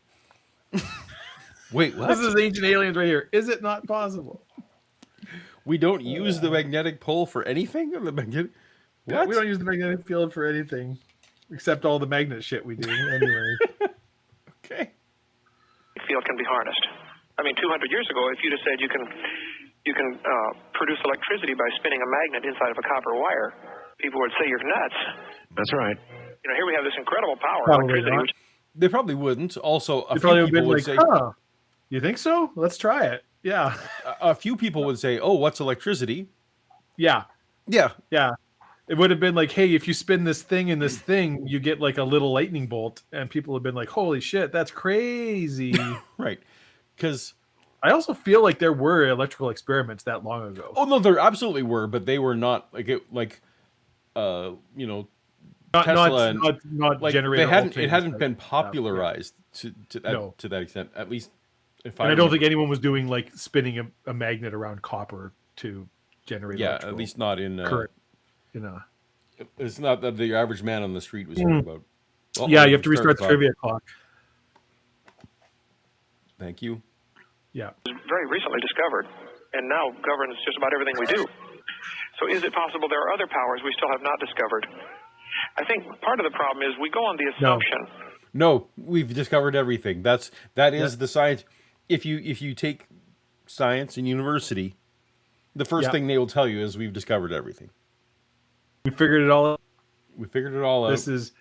That's why the suicide and dropout rate in university is so high. It's because the first thing they teach you is like, this is it. Like we've done it all. So and why it's harder and harder to get kids interested in STEM type subjects because. Because we like literally, why the fuck would you? No, it's just learning facts now. Yeah, I mean, I guess we still need people to do like biopsies in labs and whatever, but there is no new experimentation nothing to learn. No one's learned anything in probably 80 years. It's in Tesla. That modern man is smart, ancient man is dumb. Right. Which goes back to the evolution argument. I think if we could abandon that and say, wow, these folks were made in the image of God, they were incredibly smart, they probably knew all sorts of things we don't know. And modern man today is the one that's slowly climbing up from the plunge that he took when he abandoned God. H.P. Lovecraft would certainly agree with you. It's wonderful ancient knowledge we used to know. Most of it lost in Atlantis. And to be fair, I don't think there's many modern academics in, like, say, anthropology or, fields who would say, ancient humans were dumb. No. No. It's a constant. One of my personal pet peeves is people who confuse ignorance with stupidity, where it's like, just because you don't know the answer to this question or don't have the basis, it's like, yeah, you didn't know what the weak nuclear force was. Right. But that doesn't mean you were in any way really measurably stupider or less intelligent than people on the earth today. You are pretty much biologically the same. You just didn't have the benefits. The old, he was not standing on the shoulders of giants. That was the line I was thinking. Daniel, Yes, right? standing on the shoulders of giants. Yeah, the average 15-year-old right now has more facts to draw upon. But if intelligence is your ability to solve a problem, right? Like that's one of the definitions of intelligence is often like just what you can bring, what intellectual force you can bring to bear to solve a problem. Yeah, they were right there. Yeah. Also, we have a super chat from Left-Handed Jedi, which I will read while you punish your dog. Reverse the polarity of the neutron flow. That's how you fix it up. Teaching science in high school. What did you teach? I taught biology, earth science, and physical science. And within the context of that, what did you teach with regard to evolution and creation? I teach that evolution is one of the theories of how we got here, and it is impossible for the following reasons. You teach what the textbook says, and say, here's what this says, now here's why this cannot be true. See, the textbook is not... I actually don't even buy that per se. Did he ever taught that? I don't think he was in the Christian schools where he was teaching. Yeah. The textbook that they were using did not have a chapter on evolution. Like, I just don't buy it. He is so one of the things he has physical evidence of is that he is a textbook. I was gonna say he's a textbook hoarder, which is not what I mean by saying he's the. I think you're spelling that with a W. He's the prototypical. He's not a prototypical hoarder. He hoards textbooks. Yes, Paul.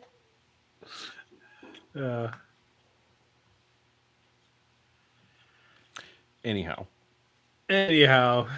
I'm excited. I want him to try and espouse at least some theory, or he hasn't really had a chance to talk about any of his. Yeah, Art still got him hardline. We haven't got past. He keeps pressing him on this. Well, what if aliens were real? So maybe we'll get to creation at some point. Infallible. There's much good science in the textbooks, and I love science. I've got a giant collection of public school science textbooks right in front of me here, hundreds of them. And I do enormous amounts of research on this topic, things in the textbooks that should not be there. There's definitely a, I don't know how to phrase it. Don't mean to violate my... Shannon pointed out he still has that cough. He already had that cough. Just a health thing that, anyway, interesting. I hadn't heard that. Maybe a political agenda behind some of these folks who want to push the evolution theory, and they're using all sorts of things to promote their theory as evidence for evolution. Things that have been proven wrong many, many years ago. Every biology textbook in my collection, and let me take a quick look here. I have probably 4 feet of shelf space of just biology high school textbooks. Every one that I'm aware of mentions that the human embryo, as it develops inside the mother, has gill pouches, representing the fish stage of evolution. That whole idea was made up by a guy named Ernst Haeckel in 1869. Do you know the whole Ernst Haeckel gill slit thing? I do not. Okay. So, in the 1800s, as the theory of evolution was gaining some traction, there were popularizers of it. Ernst Haeckel was someone who was looking into the field of embryology. It's my understanding he actually coined the phrase phylogeny, which is currently in vogue as a very important word in evolution. Anyway, he drew embryos at different stages. Because there were no photographs at the time, right? No. So the only way to relay things was to draw them. Yeah. And his idea was that he thought that the embryo actually went through the various stages of evolution. That this was the idea. So that first the cells are a fish, and then it's an amphibian, and then it's a reptile, and then it's and then it eventually becomes a mammal. If it's a mammal, he was observing different types of embryos and observing that mammals went through, in his view, more stages than the reptile ones he was studying or the birds ones he was studying. Right. Anyhow, blah blah blah. I have actually heard this theory before. So anyway, this theory is no longer vogue. Fine, because but there were parts of it that were absolutely relevant, and the thing that creationists and other people had problems with was that some of the portions of the drawing were not completely to scale.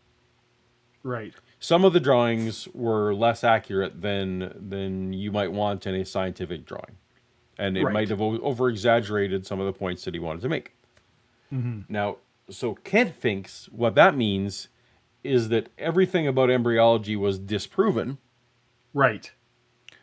and that if it's in a textbook now, that they're obviously his drawings. That no one has made new drawings since they discovered that these were exaggerated. Yes. The fact that Yes. most textbooks now, in fact, use photographs instead of Drawings. illustrations. Also, he seems to have escaped him. No, in his view, that one man's drawings were disproportionate in some ways, means that everything that they're about to talk about is ridiculous. That's the story there. I got it. Okay. He hated God. He wanted everybody in Germany to believe the evolution theory. And Darwin had predicted they would find lots of evidence for his theory when his book came out in 1859. So 10 years later, no evidence had been found. So Ernst Haeckel made some. He took the drawings of a human and the drawings of a dog embryo at 4 weeks development and altered them to make them look alike, made huge charts, traveled all over Germany preaching, the embryology idea, which came to be known by the fancy phrase, ontogeny recapitulates phylogeny. In other words, as the baby... Yeah, that was the idea that we went through, that we go through the same evolutionary process as we're embryos that our ancestors went through. Okay. No longer held. And also, by the way, scientists still use gill slits as a description of the folds in the skin. Right. But they don't believe or teach that they're actually gills. Right. But it's one of those terms, like sometimes, like Big Bang or whatever else. Like in weird, like some things get kind of described as a way in science that may not be 100% accurate, but that just name kind of sticks. Gill slit. And so this is one of the things he's able to latch on to. He's like, we never have gills, so this is a big lie. Anyway. Right. No, we have folds in skins where the gills would be, but yeah. Develops in the mother, it goes through the stages of evolution, where it has gill slits and a tail, and slowly comes from a fish to an amphibian. Well, Haeckel was taken before a tribunal sort of thing at the University of Jena and admitted to fraud. It was proven that he lied in 1874. No, it was proven that he exaggerated some drawings. Yeah. So, if that's what you want to call lying, I guess then sure. And yet his drawings are still in textbooks today. The whole concept But they're not. of what No, they're not. They're just not. Ernst Haeckel made up is a lie. But every biology textbook in America today that I'm aware of still teaches that. All right. Yeah, they still teach that is not the same thing as they use his drawings. So embryology, still a field. They've learned a lot since then. Anyway. You contend. We have a super chat. Oh, we have a Paul. super chat. From friend of the channel, Jeff Cochran. Oh, No, wait, no, after that. that's the wrong one. That's the wrong one. There you go. As someone who owns a lot of unread books, I can testify that owning books is not the same thing as being an expert on their contents. Fair point. This is osmosis. Oh, and a super chat for me. Yeah. Cat is in our room. Do not open door! Exclamation mark! Exclamation mark! Exclamation mark! So I'm guessing now I have some insight as to what the pet urgencies were happening here. There's Yes. What has got Bella all in a cats tizzy. and dogs living together issues. All right. Cats and dogs living together. Babies having babies. I'm glad you catch my references. That's Mass Our hysteria. Earth is only, 6,000 years old? Correct. Let's examine how that can... I love that from Art. Just Yeah. you're gonna make me do this, are you? scientifically stand up. Does this mean we're done talking about pyramids? Yeah. Carbon dating. Okay. lots of people, lots of scientists, lots of archaeologists to prove what they have found resort to carbon dating. Right. What is wrong with carbon dating? It must be inaccurate or wrong if the Earth is only 6,000 years old, because they keep dating this stuff at hundreds of thousands of years. Right. Carbon dating millions. would only get you back about 30,000 years. I was going to ask you, what do you know about carbon dating? I know a little bit. I'm not an archaeologist or paleontologist or anything. I'm pretty sure carbon dating can get you well past 30,000 Actually, no. years. No? Is that about how far back it goes? Yeah, it's about how far carbon dating goes. So that's why. So is carbon dating like, it's like the half-life of carbon or something like that? It's like carbon 14. dating? Yeah. Carbon 14? So the thing is, there's a field called radiometric dating, by which we can get back billions of years, depending on which method of radiometric dating. The trouble is, again, in common vernacular, people call that all carbon dating. Right. Now, carbon dating only works for things that were alive as well. Yes. Right. Yes. Because that like organic chemistry, carbon-based chemistry. You get the C14 by eating either plants or animals that ate plants. That's the only way you get it. And so there actually is the half-life is fast enough that really about 30,000 years is the most you can be confident in. But it is because most archaeology, of course, happens within the last 30,000 years. It is the one that's most commonly, and also, of course, it is the most accurate. Not useful for paleontology, but very useful for archaeology. Right, and yeah, because again, it's incredibly much more accurate in that 30,000 years than some of the other methods, which have the margin of error is greater, right? So yes, it's carbon dating is of great use for us in how old is this Bible document, or or this pottery, or whatever, anything that or we found a Neolithic hunt site. And exactly, right. So here's stool samples we can carbon date this. And so it's incredibly useful. Right? So the trouble is, creationists, like, if you don't know these nuances, they can pull that out, and you Google it, and wait, he's right. It's only good to 30,000 years. And it's from conflation. But to be fairness, Art fed him that line. Art fed him carbon dating. Right. Yeah. The limitations are pretty great. There's about 7 different radioactive elements: potassium argon, or potassium decays to argon, rubidium to strontium, and lead 208, lead 206. We can talk about any of them. Uranium 235. All of them, any decay method of dating is based on some very fundamental assumptions. A simple analogy that helps folks understand: if you had walked into a room and found a candle burning on the table, and I said, "Hey, Art, how long's the candle been burning?" Right. And you said, "Well, okay, I don't know, Kent. It's burning when I walked in." Okay, let's measure the candle. Suppose the candle is 7 inches high. Okay. We measure it extremely precisely. No, this is already a terrible analogy. Yeah, I already see what's completely wrong with this. Yeah. It's trivia time. Should we interrupt the candle? Oh, we might as well. Yes, before measuring this nonsense. Art and Kent are going to be candle measuring here, so we got to interrupt that. Oh, Paul, I didn't do anything. I didn't do it. Hopefully, we'll see. Hopefully, this will. It might work. It might still be okay, but traditionally, showing the scoreboard is a bad. I didn't actually intend to show the scoreboard. It tends to break it.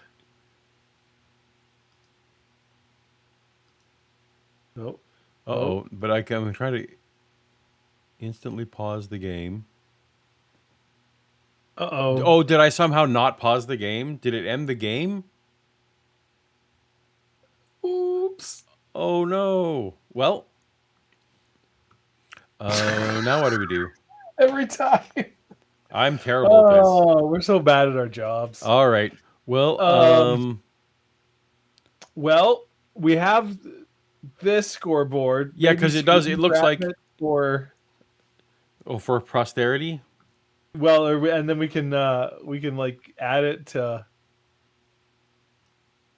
use this as the starting off point. All right. So I guess we'll listen to. I'll try and figure this out while we listen to some more stories about candles. Yeah. I mean, we get out the micrometers and we get it. All the scientists agree this candle's 7 inches high. There's no argument on the height of the candle. That's called empirical, testable, demonstrable science. Right. How long has it been burning? Well, science could, I suppose, prove that by the repetitive burning of a 7-inch candle. Well, that would tell you how long that candle will burn down, when it'll burn out. But I want to know when it was lit. Well, you could determine that almost forensically once you had determined the burn time for a 7-inch candle. Okay, but let's get the burn time. Suppose we watch it and find out it burns an inch an hour. Right, there you go. Okay, when we walked in, we determined 2 scientific things. It is 7 inches tall. It is burning 1 inch every hour. Right. How long ago was it lit? Well, if it was 5 inches, 2 hours ago. See, we don't know. See, that's where you have to leave empirical science and go to assumptions. We would have to assume an initial height for the candle, which we could not prove. We just have to assume that. We'd say, well, it's okay. Maybe it was 12 inches tall. Oh, I'm sorry. I thought that was a starting assumption. Yeah, you just said we know 2 things going in. We know it's 7 inches tall and it burns an inch an hour. Now we're going like, well, we don't know how tall the candle is. You just said we know anyways. Yes. Yeah.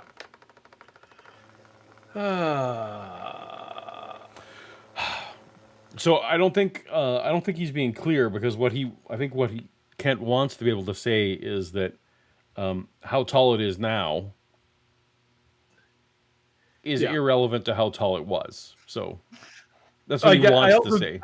I do get the argument he's trying to make, but it's also bullshit, because what I think the argument he's trying to make is like, there's no way to know how tall the candle was originally, but there is a way to know how tall the candle is originally because we know how carbon-14 decays, and we know, like, we can look at it and be like, it has decayed, like, this is how much it decays over this period of time.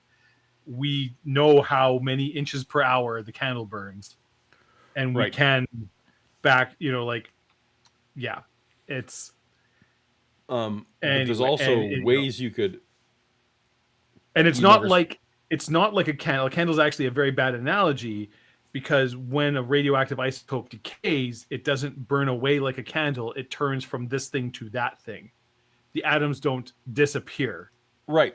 That's actually where I was maybe going. Like, if you wanted to spend the money on it, and if you had like sealed the room, for example, you could probably, like, the amount of burnt wax in the air and or burnt, if you could take air samples. Yeah, and then you determine some of that. If it's an old-timey candle, you'd like how much wax is on the table. But a more apt analogy would be a fuel rod in a nuclear reactor. Whereas it is burning. Yeah. It's turning from whatever mix of, like, say U-235 or whatever, and it's decaying. It's decaying to other different radioactive and non-radioactive isotopes as the atoms, as fission is happening and blah, blah, blah, blah, it's going on. But there is still the same mass of stuff there, slightly less mass is converted to energy, whatever. We're not going to get into that. But there's still a fuel rod that you pull out, and there's nuclear waste that you have to then deal with. Like, you can look at it and be like, I know what, you can do the math and figure out, okay, this is what it was. It's turned into this. These elements have, this element has decayed to this, but it didn't start as, boron and whatever. It started as carbon, and it's broken down to these, and we know how much of these there are, so we know how much there was of this to start. Exactly, and it's all based on ratios. It's not based on absolute. It's not amounts. like a candle where it's like it burns away and it's gone in the air and blows away, and it's like, maybe this candle was 2 feet tall, maybe it was 5 inches. Yeah, there's no real way to know afterwards. I mean, like you said, you can do the thing and like look at other candles at the time, blah blah blah. It's not like that, because it would be like, it's more like a fuse or something where it's like it's burning and turning to ash, but what's there is still there, so you can still see how long the candle, like the fuse on a sparkler on a fancy birthday cake or something was for. You can still tell how big the sparkler was, even though it's already sparked, because it's still physically there. It's just changed to something else as energy is released. We got a whole bunch of super chats we should read here. Okay, I've also reset the trivia game, and I want your opinion about whether do I go and delete the other questions. Or do we just run it from the start and just like quickly speed run through the? We could just let it. Well, maybe I think leading questions is maybe just an issue that's probably we could just let it run and in the background. I see. Just let it run. Just not let anyone. Gotcha. We can do that. Yeah, and then we'll just we have the old scores, we have the new scores. You're a smart person. Very good. We'll tabulate it up. All right. The Kenneth, who has a super cool icon I'm jealous of. Not to change topic. Sorry, Dave. It's okay. I forgive you. Go in peace, my child. Usually save these episodes for my long training bike rides. Rarely catch them live. Thanks for keeping me sane. Strava. I feel like I'm perhaps doing a mid-service to some other language questions in there. Yeah. The Gates. All right. And then we got J. Victor. J. Victor. The Price is Right sad tuba. Boop, boop, boop, boop, boop. Can I hear your best sad tuba from Price is Right, Paul? That was pretty good. I don't know. Let us know which is better. Get in the comments. That's right. We got a new fan to your channel, Paul. Heket. We did. Welcome, Heket. And new one from Timothy Harmon there. And we don't have to base our entire knowledge of burning candles on one candle. Absolutely. Absolutely. Yeah. All right. Yeah. Starting hand candles is limited by the room ceiling. That's a good point, Vishanti. I feel like you could probably do a curving candle. I don't know. Or does it not work? I guess by the nature of it, the wax has to be below because it's being carried up. And I guess so. Yeah. You know. All right. Are we ready to go? Back to the candle. Let's get these two men confused about candles. What's happening? How's the situation? Oh, the trivia question is I don't want to give you the product because I don't want people to interfere with it. It's still ticking away. You keep keeping an eye on it. Okay. Yep, I'm keeping an eye on it. It was burning when we walked in the room. Okay. It is now 7 inches tall. How about the amount of melted wax? If that may be a possibility. I'm reaching out here, but well, they're dripless candles. They don't produce any wax. The point is, with carbon dating, you're measuring the decay of an element. Carbon-14 slowly decays. Nobody questions that. Yes, sir. The half-life is a little less than 6,000 years. Yes, sir. But you're able to accurately measure how much carbon-14 is in the object today, and we can measure the decay rate today. And after that, we're basing this on assumptions. The real problem with carbon dating, or with any dating method actually, is all of them are calibrated against the geologic column, where if you find a dinosaur bone, it is automatically... No, they are not. No. I did not expect that. They're calibrated against the geologic column. Yeah. Yeah, the decay rates, which is literally the thing we can observe in a lab, repeated over and over. Yeah. Yeah. You know what actual nuclear physicists and nuclear engineers don't give two shits about? The geologic column. They're when they're designing reactors and bombs, they what does dinosaur bones say? Nobody cares. What's going to happen if we actually put this in a nuclear pile and see what happens? Yeah. Automatically assumed to be 70 million years old, roughly, or 100 million years old.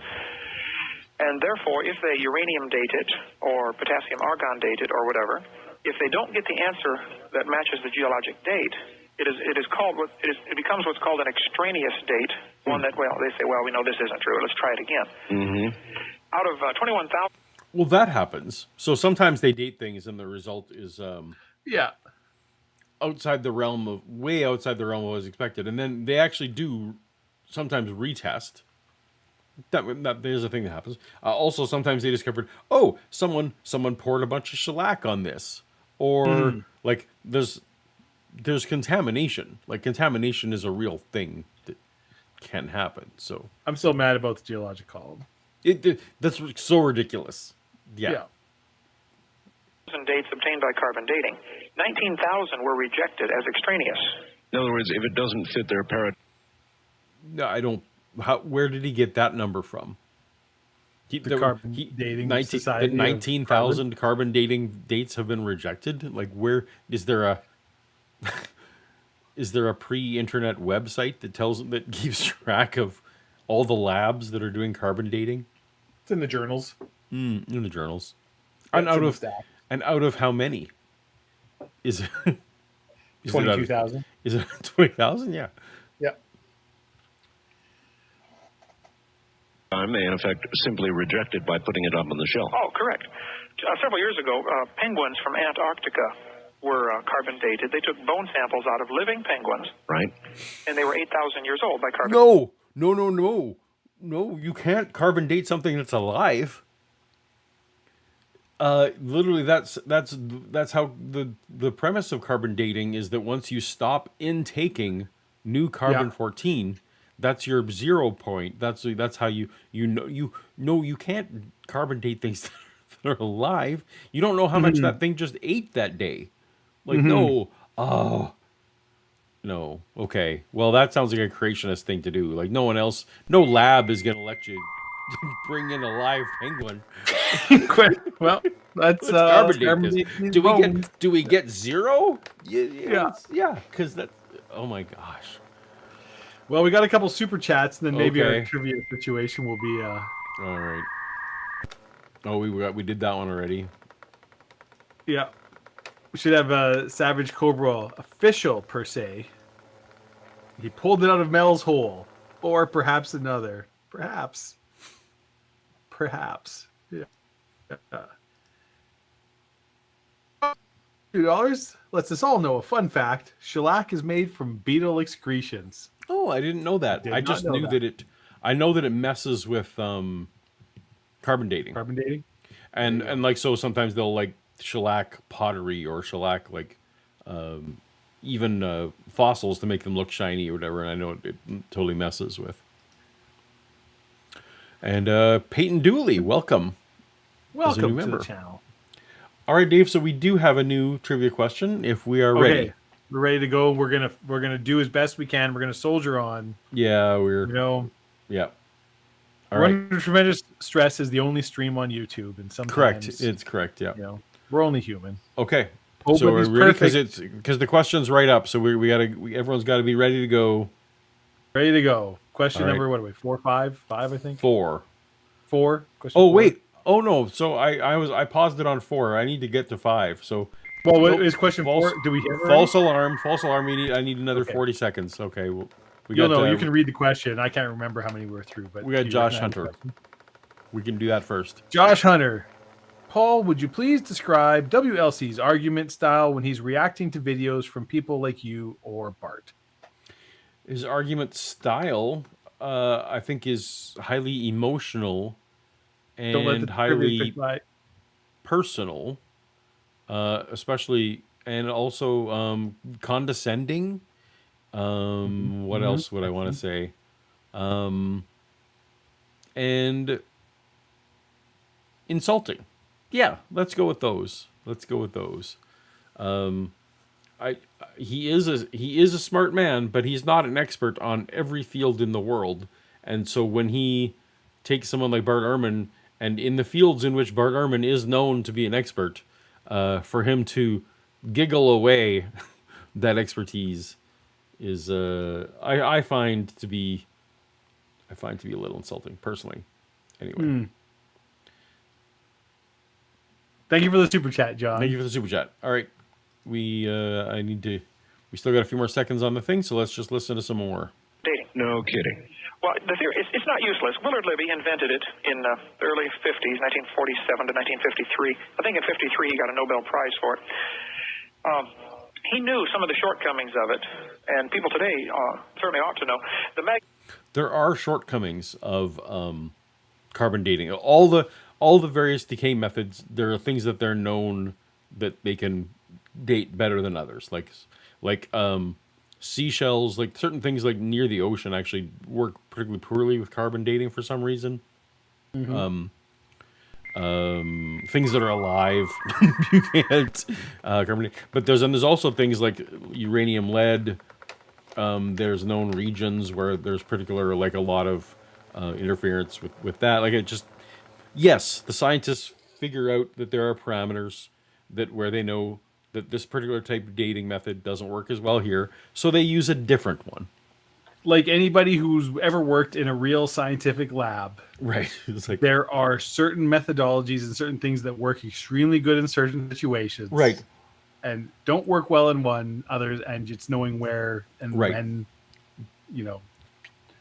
But And to be fair, it's the same for goddamn plumbers or electricians Sure. or coders, right? Like But there's tools you use for certain things, and there's tools you don't. Yeah. there's no one who works in one of these labs that is learning for the first time on this program. Mm-hmm. Wait, there are some scenarios where carbon dating doesn't work as well. Like, this is not. This isn't. Yeah. This is brand new information. But you know. All right. Joe Hill. All hail Hole. Oh, good to put that one up. All hail Hole. Welcome, Joe Hill. All right. hail the algorithm. All right. Are we ready finally for question We're going number? to see what's happening. So I'm going to hit resume, and we're going to see what happens here. Yeah, we're right into the question here. Oh, all right. Wait. Okay. Yeah. Go. According to Kent Hovind, why did people and lizards live for multiple centuries in the early years of history? The divine energies of the firmament had not yet been blocked by the pyramids. Satan has manipulated our food supply as part of his plot to kill every human. 3, an oxygen-rich, high-pressure atmosphere. Or 4, Adam's genetic purity is being more and more diluted by successive generations. I feel like a lot of people, anyone who's listened to Hovind will probably get this. Yeah, he has. There's a few. I mean, these are 3 of them are within the realm of things that he has answers. The answers things for. So. Yeah. Yeah. Yeah.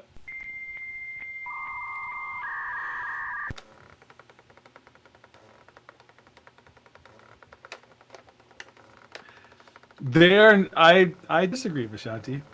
They are not,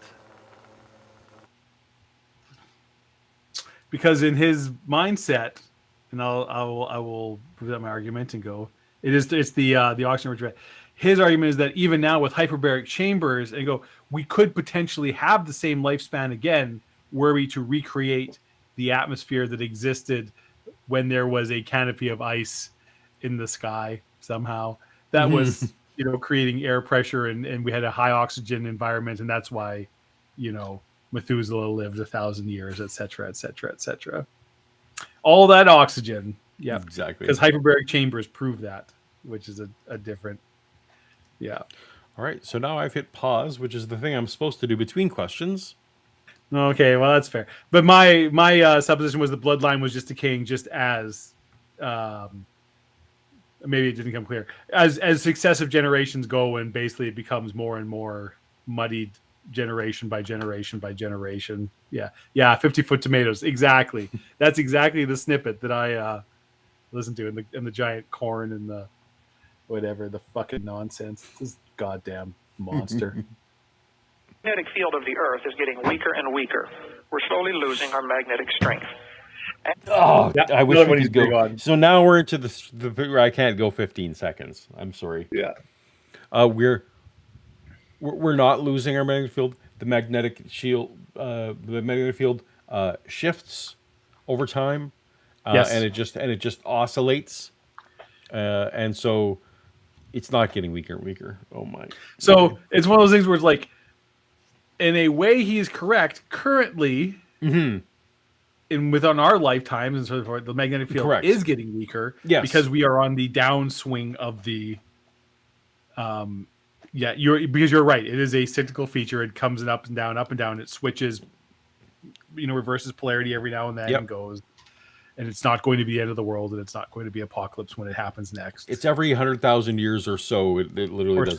The magnetic field flips, and we're on the downswing right now. So yes, he's right. That does happen. But yeah, that's a big one on him. That it's like, it's the magnetic field weakening and the moon's orbit slowly changing over time. Those are two that he's real big on, real big. Oh yeah, we need the trivia timer back up, I guess. We have a comment for you there, Dave. Oh, too young to feel this old, who has been a member for 1 month. Thank you so much for your membership. Myself has a magnificent beard. What's your beard care routine? May you all find peace, happiness, and good booze. Well, thank you. Thank you so much, too young to feel this old. Okay, well, since you are, we will go into this. My beard care routine is I do oil my beard every day, and I will, for this stream or occasions, I will straighten it because otherwise it tends to kind of like curl up. Paul's seen it. It's kind of like a big fluffy. It doesn't like curl crazy, but it will sort of like curl at the end and kind of get a. It's also it doesn't look attractive. bad. Like it doesn't look still bad. Looks good. Yeah. But I don't do a whole ton with the beard. I'm not as into it as some. I'll tell you one of the tricks to a good beard. Anybody who's thinking of growing one, a barber pointed this out to me, is you can't. When I was first growing my beard, I was shaving my neck because I didn't want to be one of those guys, with like a bunch of neck hair going. But you need that neck hair. That's what pushes out and gives shape to the beard and gives fullness and go. So you got to let all of that underneath hair also grow in and go. That sounds terrible. Paul, once you get through the first 12 to 18 months, man, it's easy. just go. You'd look so good. Although you have very blonde hair, so it's tougher. It is tougher to grow beard, I find, with the very Yeah.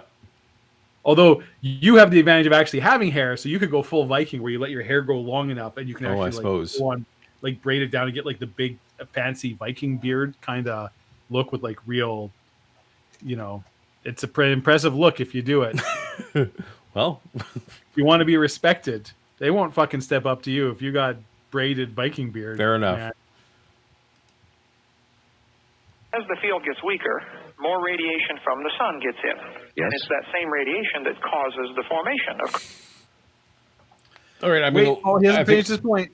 Let him finish his point. carbon-14. Mm-hmm. That's what makes it. No. So that's again, he's trading in half truths. So he's not wrong that the amount of carbon-14 in the air changes over time and even from year to year. He's not wrong. Mm-hmm. But he's also not wrong that the weakening magnetic field does allow more radiation from the sun to get through to the surface of the Earth. That is one of the major reasons why the amount of C14 changes. So one of the things they do, they use dendrochronology, and they go with tree rings, Dave, and they test individual tree rings. Right. Yes. And from that, they actually can. If you count them, you can tell how old the tree is. Right. They can get a really good story about the amount of fluctuation. Now, the amount of fluctuation, it's my understanding that the amount of fluctuation isn't actually going to do much more than change your margin of error. Like it's not like, hey, this thing, now that we know this thing that was dated back to 1,000 years is really 17,000 years. Like it's not this big a fluctuation. It's a source of error. More modern versions has found great ways to. There are great catalogs around the world of, that to make these adjustments. Anyway. Right.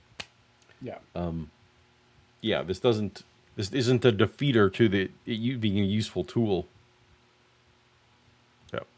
So if you're going to assume that the amount of carbon-14 in the atmosphere today, which goes into the plants and ultimately into the animals, is the same as it was in the past, you've got a faulty assumption.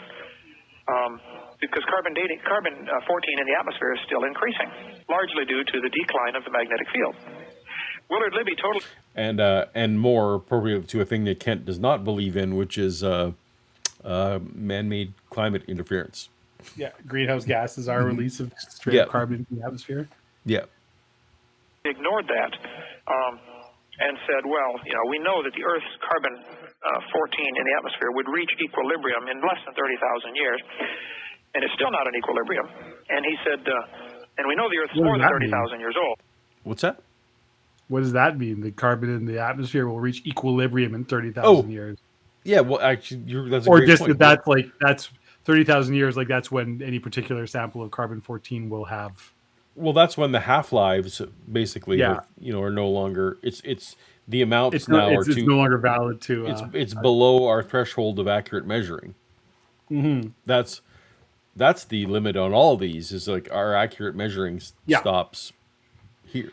Yeah. Yeah. You're starting to Therefore, reach the edge this can be cases of the ignored. bell curve. Well, now, hold on. I think he's wrong. That the Earth is not more than 30,000 years old.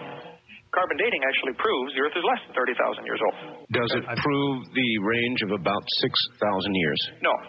It doesn't. The only way you're going to get 6,000 is by adding up the dates given in Scripture and by looking at reliable historic human records. So there's no scientific... Is the reliable historic human record the Bible? You can tell me. You can tell me, Kent. Did you just say the same thing twice? What about the records in China that go back around 9,000 years without break, and Egypt as well? Egypt pretty much without break. Oh well, whoopsies. I mean, that's statistical error, Paul. Oh, I see. Yeah, that's a rounding problem. Yeah. They carried the Sphinx and they weren't supposed to. It was a big I always remember, and it was a joke at the time, but I can't remember who it was. So it was an NFL receiver. I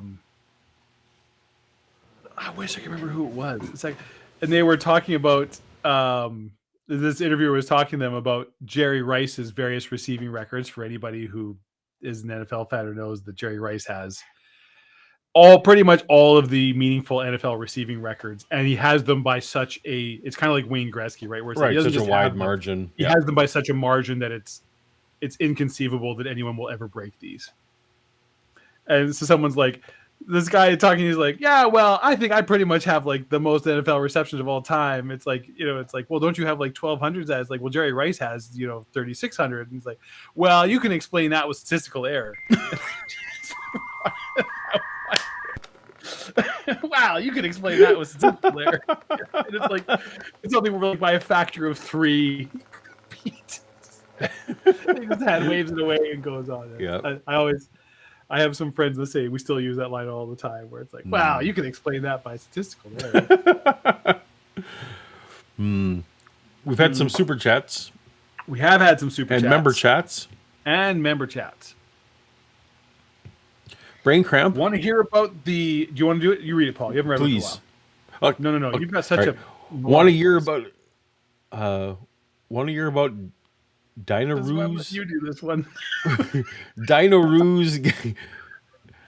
Want to hear about Dino-roos getting to Loch Ness by being shot out of a volcano and riding a raft into the lake? Okay. I want to hear about that too, honestly. So I have a video from early in my YouTube career, which was how did kangaroos get to Australia? Yeah. And I went through the various creationist proposals about how, they landed at Mount Ararat in, 2500 BC or whatever it was. And in that time managed to somehow get exclusively to Australia from Mount Ararat without leaving a single bone or ancestor. Like no kangaroos were found on the way. Right. As just a perfect example of the many unique marsupials that are on. Right.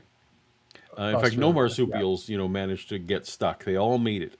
Anyway, they all made it. Yeah. One of the creationist proposals was literally that because the flood for reasons was setting off volcanoes a lot. Well, that's the explosion of the waters from the deep. Yeah. No, but that happened at the start of the flood. We're not unclear. Well, but I mean, it's not like it's just like, oh, this is all done with. No, there's still all kinds of crazy shit going on. So one of the proposals, it's written in an Answers in Genesis book, is that perhaps, they're not saying for sure, but perhaps the kangaroos were shot up in the air by volcanoes. You see, Dave, probably, yeah, and then landed there. Is it not possible? It's probably, to be fair, the kangaroos probably landed in the Pacific Ocean just outside of Australia because they would have just died. But if they landed in the ocean within swimming distance of Australia, that's fair. I mean, that's we're scientists. And that was back when I took greater care with my animation. And I did a whole scene. I recreated the whole dinosaur kangaroos exploding with a volcano, and it's a good I video. kind of feel like I enjoyed want to that go one. back and find that video now because I want to It's see a good the one. animation. Yeah. And then Well, this is a question for you, so I'll read it, Paul.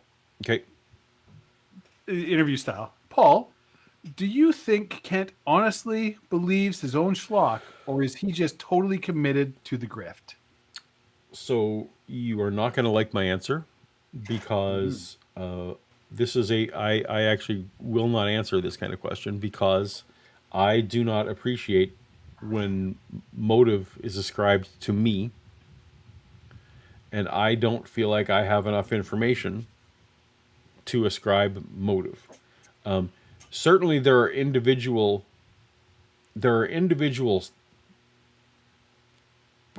statements he makes that he has to know are at least only half true, because those have been pointed out to him over and over and over and over and over. There has to be at least a handful of those where he's like, yeah, okay, but I'm not going to change my slide deck now after 30 years, so I'm just going to keep going with it.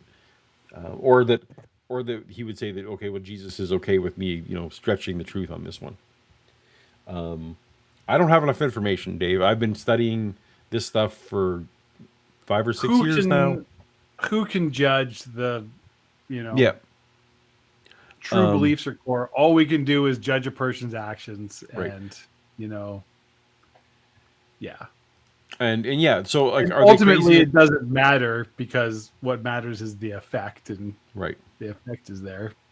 There's There's plenty of crazy, evidence. crooked is just the same way of saying the same thing. Like I refuse to ascribe motive. I don't like it when they ascribe motive to me.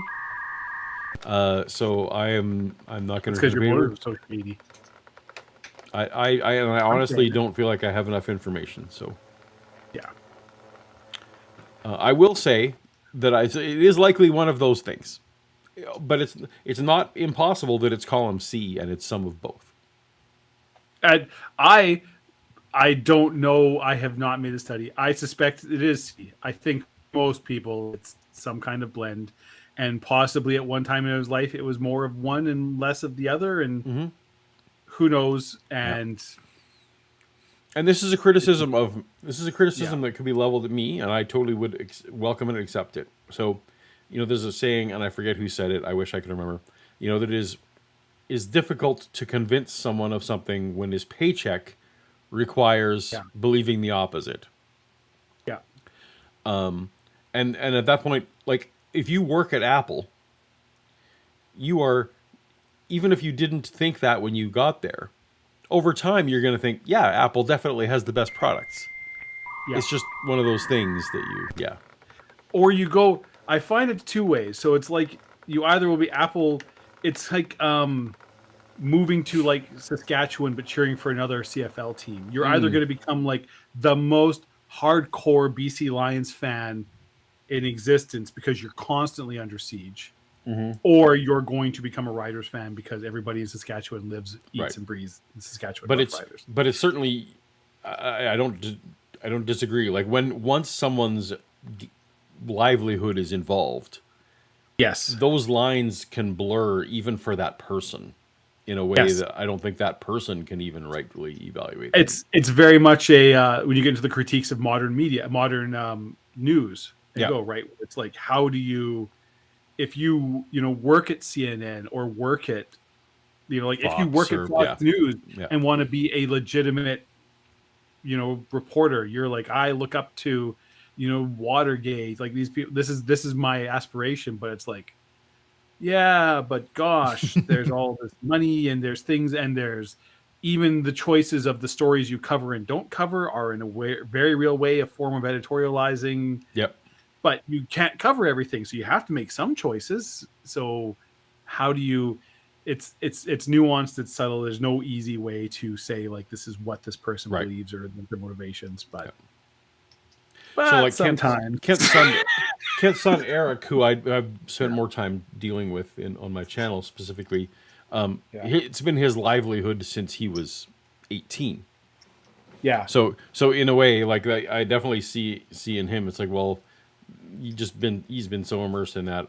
I can even less try and ascribe motive to him. So, and anyway, even like to take a step back from maybe the, I don't know a nice way to say it. Whatever Hovind is, when you look at somebody like, say, Billy Graham, Reverend Billy Graham, or Mother Teresa, and the very real and obvious, problematic issues with these people and some of their things, but what did they, were they doing it for money or power or go, or did they genuinely believe, did they think they had this ethos and were building their actions? And, how do you judge that on somebody after and from the outside? I don't know. Yeah. I don't think you can.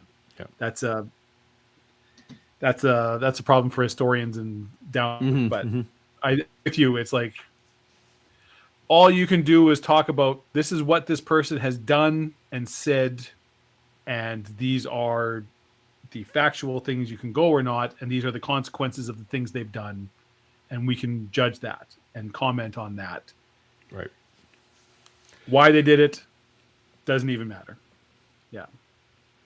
And it's easier, of course, when you have someone. Oh well, that person was clearly embezzling, or that person was clearly involved in a scandal. And I mean, there's certainly, like, you look at like the bakers, like Tammy Faye and right. When some of like the most egregious televangelists and some of the things where it's like, this is just straight up clearly a grift through and through. Right. And yeah. But without more information, I don't have enough information yet. And then we have Trent Oliphant. Yes. These half-truth and science-sounding arguments are more dangerous than crazy arguments. I agree. Yes. Yep. It's an old saying, right? The best lies have a kernel of truth. The more truth you can mix into a lie, the better a lie it is. Yeah. Right? Yep. What's the greatest trick the devil ever pulled, Paul? Convince the world he didn't exist. Convincing the world he didn't exist. Yeah.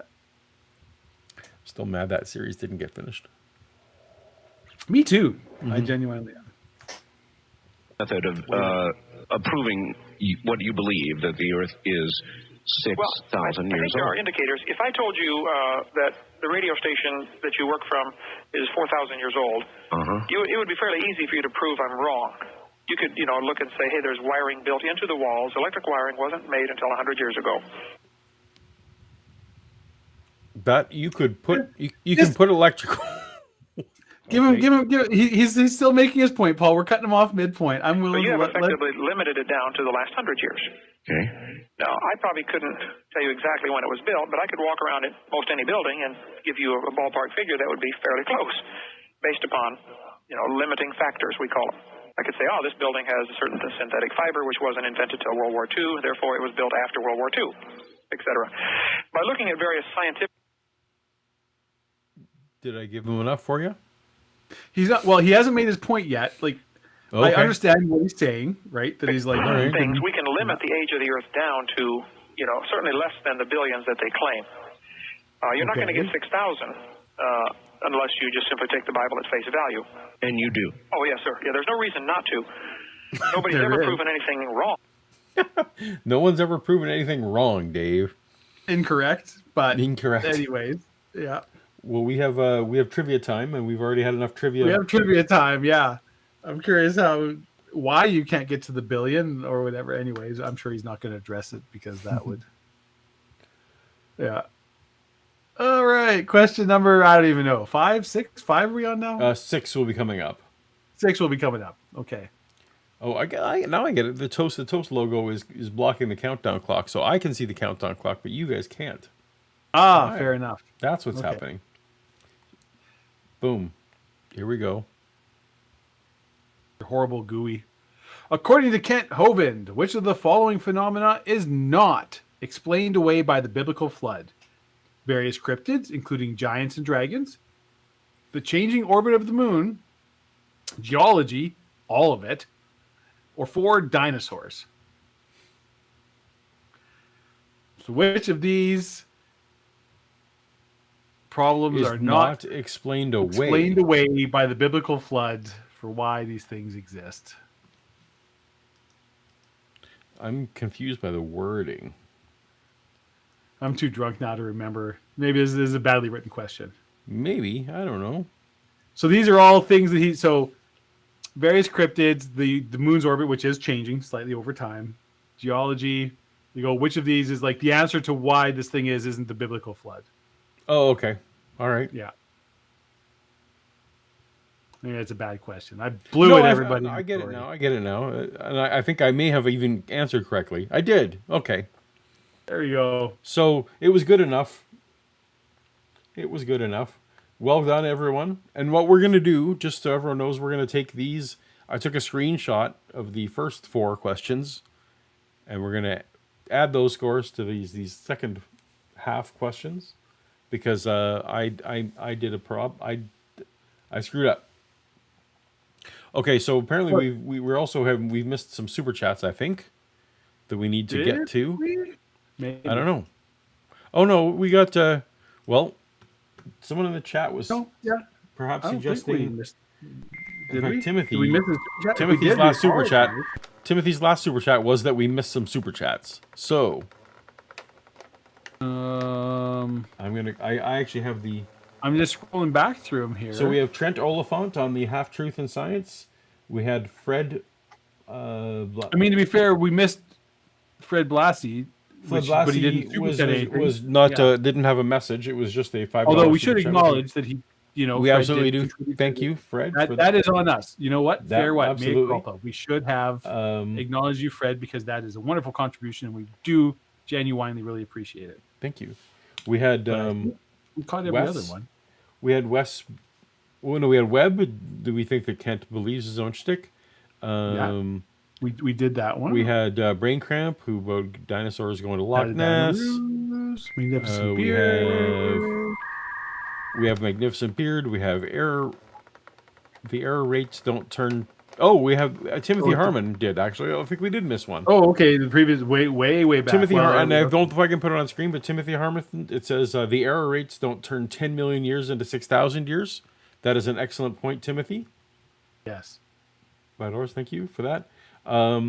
Jay Victor we're making Timothy pay an extra $2 just to get Jay Victor for $10 says like it was saying the Human League, we're only humans bound to make mistakes. They also asked if we wanted them, but I don't see how that's relevant now. Does that make sense to you? I like the Human League. I'm actually going to see if I can go get back and throw that up on the screen. I didn't think I would drink this whole half bottle of rum and the beers that I drank earlier and the cocktail I brought down, but I have. So very good. I have to go grab another drink. Okay, well, so as far as I can put them on screen, and let me just go back in the. Make sure we haven't missed anything else. Oh, Trent writes, we missed a bunch. Holy cow! I'm not used to this calm and reasonable Kent. I can see how people that don't know the actual science could be taken in by his arguments. Yeah, and this was when he was mainly like the internet wasn't a thing. He was mainly doing this touring. I don't think it was 700 stops a year. No, but I'm guessing it was probably 40 or 50 that on most weekends, if his son is to be believed, most weekends he was at a different church speaking. I believe that, absolutely. And so if you hear this from a pulpit on a Sunday morning, and you're kind of in the church mode, and you're not in science mode, a lot of this is going to sound pretty good. I agree. Joe Hill had the all hail hole. I think we got that. We were that. So I think I missed. Paul, would you please describe William Lane Craig's? Yeah, I got that one. Fun fact. Yeah. So I think we let us know in the chat. But I think in our defense, the trivia, everything was falling apart the last trivia time, so we were distracted. We were distracted, but still. Yes, but I appreciate you holding us to the fire, because we are here for you. If not for you, this show doesn't exist. So we appreciate you. Absolutely, yes, absolutely. Anytime we I take a wrong step, we want you to correct us, because that's how we learn. It's the only way we'll learn. I've been to the USS Constitution. She first sailed in 1798, and she has electric lights. I guess she must have been built sometime after 1880. Exactly. Yep. Good point. I've also been to the Constitution. Is that the one in San Diego?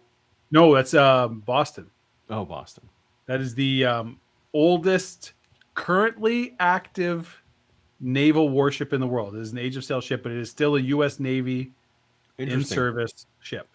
Amazing. Yeah. So, Dave, we went... Yeah. Did you go to the Citadel Museum with me? Yeah. Yeah. But that was the day, there was like that horrible storm, so we kind of cut our visit short. But I was enjoying what I was there, and there was like the whole war museum and stuff. It was very cool. No, I'm not thinking. I couldn't remember because a number of people have visited me over winter and it wasn't open. So but that's correct. You were here while it was open. Yeah, some very cool memories. But yes, you're making the Savage Cobra made the point that I was going to make is like you absolutely can have a 4,000-year-old building that has electricity. Yeah. And that's a thing that actually is exists. Like not helpful. Yeah, although it's like, and I don't want to stand up for Kent, but it's like that. What he's saying isn't wrong, right? Where it's like you can walk into a building and probably make a fairly, if you are knowledgeable, you can make a fairly accurate representation. It's like, oh, like there's asbestos in the walls. There's whatever, like things where you're like, okay, well, this building was built within this period because it's Edwardian style. It's region. It's this blah blah blah blah blah blah. They It's use 2 by brand 6 of breakers beams in the construction, which they used from this year to this year. So, there's what he's saying isn't wrong as a metaphor, where it's like you can often walk into a building or something and be like, there are limiting factors where you can be like, okay, this ship, this building, this car was probably built in these years because blah, blah, blah, blah, blah. This is the things that people tended to do in that time, and this is what they're doing. And I can make a fairly accurate assumption about when, this thing was built because it was built this way. And you can nitpick a lot of stuff, but it's like what he's saying is actually more or less correct. Yes. Right. And it's much more accurate the reverse way. It's much more accurate to say, like, because it, what am I trying to say here? Like if you find a treasure chest full of gold where the doubloons are marked the year. Yes, which is an example that he specifically uses. Oh, okay, yeah, like you can in your seminar, right? Yeah, that's actually a better example. Yeah, because if that's one of the examples when I was watching his seminar. That's one of the ones where he's like, you can tell it's like, well, the treasure chest had to have been buried after this year because this is the most recent coin. Right, you find the most recent coin. You can find the most recent coin, so that is it's sometime after that. You don't know when, but it wasn't before that. Because this coin is in there, right? And so, like a lot of his things, this is why people have pointed out the danger, the thing where it's like, like any good lawyer or debater or whatever, where it's like I can leave a trail of breadcrumbs. And it's like, okay, you agree with this, you agree with this, you agree with this. Yeah. What you're saying is right. So this, but that it's the so where you're like, well. No, that's not actually true. Like everything you said was right leading up to it. Yes, your foundational points are more or less correct. Yes, because you can tell a treasure chest had to have been buried after this year because there was a coin in this. There's a 1750 coin, so it was buried after 1750.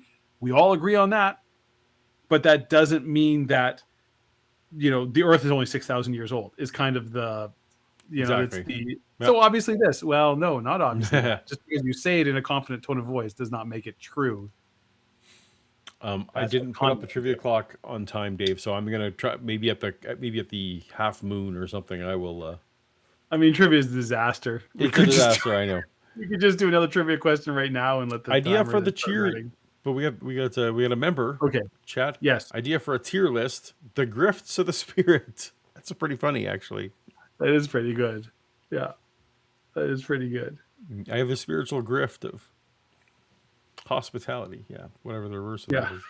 The acromagnon caves have electricity. See, exactly. Yes, there is electricity. Yeah. You think we should just should say screw it and just do another trivia question here? I mean, I feel like at this point. All right, let's do it. And then what you guys aren't seeing is that it's gonna, it's gonna take. All I see is toast to toast, and all Yeah, its you're gonna classy, see it's classy 19, glory. 18, 17, 16, 15. It is a hot mess. Yeah, it kind of is. Look, we're doing our best. All right, We are, but we are. To be fair, now that we got rope is a big deal. We really Rope's a big deal. We need to step up our game here for these. Now that we got these big sponsors. It reminds me, I need to write an email to Mr. Snadia. Question. According to Kent Hovind, how were the craters on the moon and other astronomical bodies formed?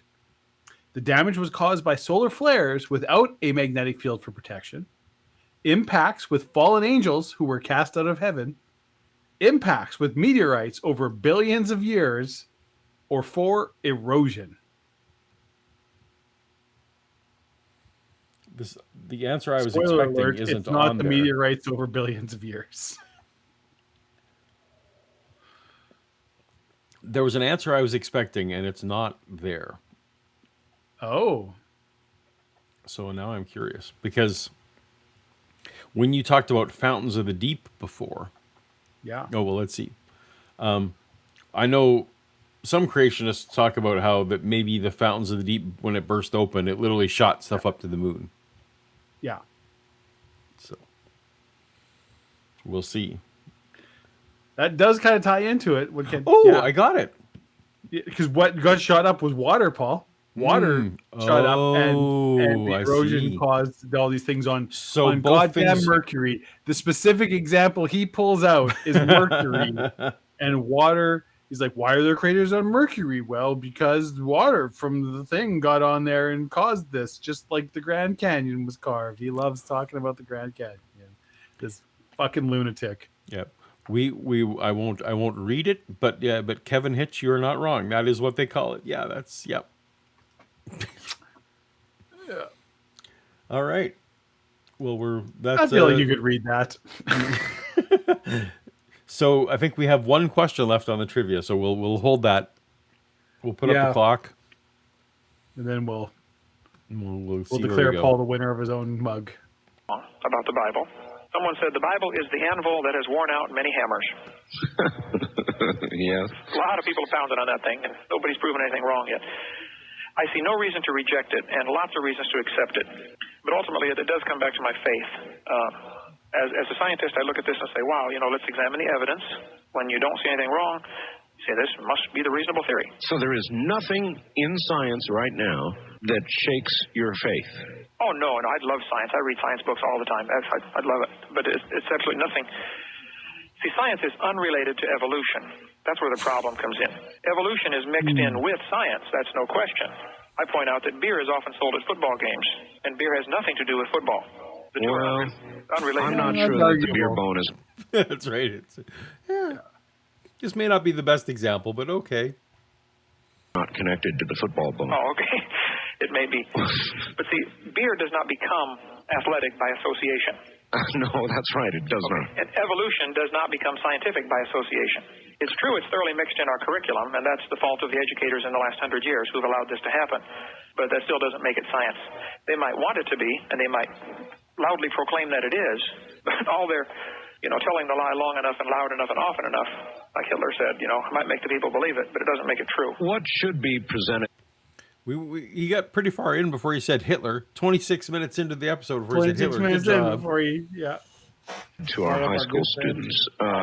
Creation as a theory, evolution as a theory, creation as the way it really happened. Evolution, and how should it be presented? What sort of, if you were in a position to lay down the curriculum yourself, how would it be laid out? Well, I guess I would examine a much bigger question first. Should we even have public schools? Well, there we go. If you start there. Yeah, I'm like, well, the government's a problem, so we shouldn't even. Yeah, we shouldn't even have schools. That's the answer.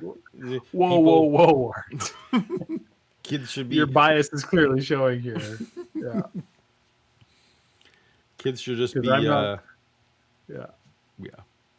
I'm not driving. I'm traveling. Is that what? I can't remember what the sovereign citizen license is. Why you don't need driver's licenses? Oh, yeah. Sovereign citizens crack me up. Yeah. That is Yeah, a the problem phenomenon is- we do not have in Canada. We do not. No. No. Yeah. Well, according to the 10th Amendment to our Constitution, they shouldn't even exist. Every state. Of course. Just I don't know what the 10th Amendment is. I don't Maybe either, somebody can- but the sovereign citizens always find the thing like Kent has a whole thing, as to why he doesn't owe anyone proper like taxes. Like there's just Yeah. Oh yeah. Yeah. You should never. have to these pay are any tax. these are not like just screw the government. There's someone has come up with the legal reason why this shouldn't happen. So Yeah. Could run their own schools. Having said that, though, they are there. Okay, they are there. So I think students should be taught the truth. And probably the issue of creation, evolution, is so emotionally charged from both sides that it is impossible to address the subject without offending somebody. So you would then not teach it at all? Right. I would say, hey, let's present the facts. We're going to learn biology. Here's the muscles. Here's the bones. Here's the blood vessels. Learn these names. So when young Johnny said, Dr. actually, just for so Americans in the chat can let me know. It's actually my understanding that the federal government in America, and in Canada for that matter, has next to nothing to say about school systems. Like I don't think in America that at the federal level there is almost anything at all said about school systems other than that there should be one. Yeah. Yeah. I know in Canada that's certainly the case. The school system falls into the province. Yeah. So There is a federal hey, here's some sort of federal standards that we feel you should. But live I think up in the to, states, but- I think that in the states that doesn't even exist. I don't think there are in federal standards in the states. That all it is just that each state should have an education system. Well, even in Canada, it's their federal government's kind of this is sort of federal standards, but it's there's no obligation to it. We're just kind of here's some cool numbers we think you should kind of shoot for. But Right, but that you wouldn't have no- been when they set up Yeah. the school systems in 18 whatever in Canada. They wouldn't have that wouldn't have existed. It would have just been No. yeah. So Vajanti seems to agree with me, but let me know if I'm wrong because I did have children in the American school system, but that was Because there California. is a cabinet position that's minister of or whatever for education, right? I at think the federal isn't level. there? I'm not sure. At the there federal is. level, isn't there a cabinet position for education? There could, I don't know that there is, but that's a thing we can But Google. I think it's kind of like Isaiah, where they're just Oh. hey, Yeah. education's great, and I assume there is some federal money that probably goes to things. Right. I don't know. Oh, there's Two- so 100% there is funding. yeah. but I don't So think that that can be a way the federal government presumably could be I we'll suppose give you if they want to funding say, if well, we're you, gonna take away this funding if you don't comply with X, Y, and Z. Sure, that might. yeah. Right. All right. It was the old Montana speed limit thing, right? Yeah. Which I remember from my lifetime, where it was Montana didn't used to have any speed limits, Right. at all. And finally, what made them was the government was we're not going to give you a fucking cent to maintain your highways and interstates unless you put in speed limits. And they're finally fine, we will. But guess what? The penalty for speeding is $5. Right. No matter, no matter what you speed by, whatever, it's just $5, and you can just literally give the cop a $5 bill at the time you pulled over, and that's the end of it. Yeah. So we have a super chat. We have a super chat. from Stephen Luttrell, longtime Yes. Paul fan. Ooh. But it scrolled off the picture. Fairly new to Toast to Toast. Well, welcome. Been Yeah, binging glad to it have for you. about a week. Always great to see the joy of classic art with some entertaining blokes. Hey, Well, there we thank go. We you. do love sharing the. We loved art. We loved art to deeply, Paul and pass I. along the entertainment value and the joy and the curiosity and hope and all the things that he brought. Yeah. We have Dapper Dino became a member. Oh, well, there you go. So he's a member. He's now a member of the Black Box Club. Yes, This he is like an off-brand Kent with Bent episode. This is in no way a complaint. So Dave, you may not know this, but Dapper Dino has a show on his channel called Kent Kent with Bent. Yes. So I only know about it because I've seen people talk about it in chat tonight. Yes.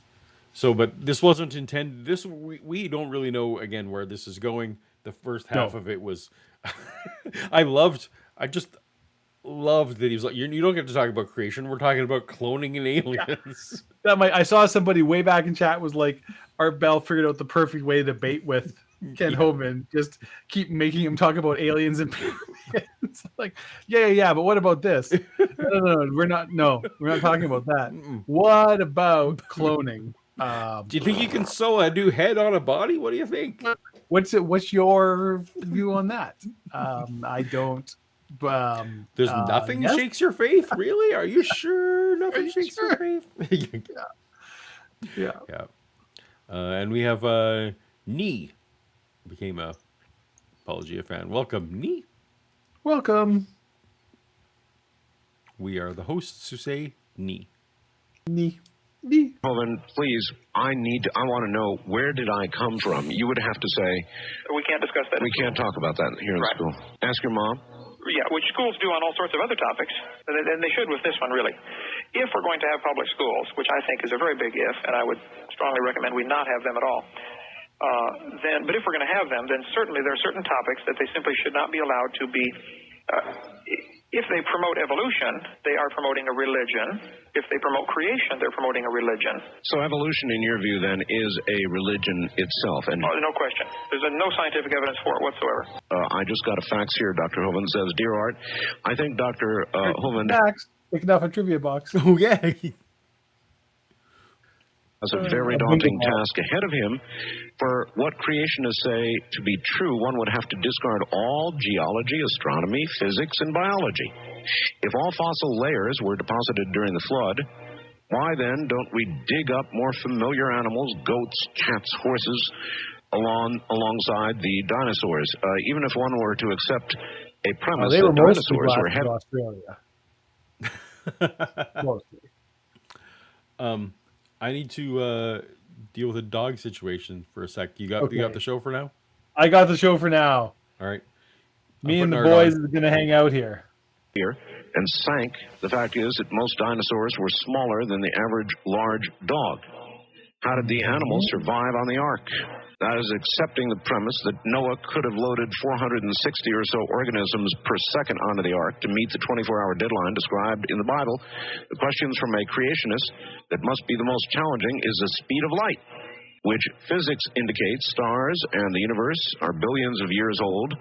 Now, that does lead us to a rather intriguing question, and that is, we are receiving light, Doctor, from stars that are as many as 15 or more billion years out in light years. How could that be if Earth is 6,000 or even 100,000 years old?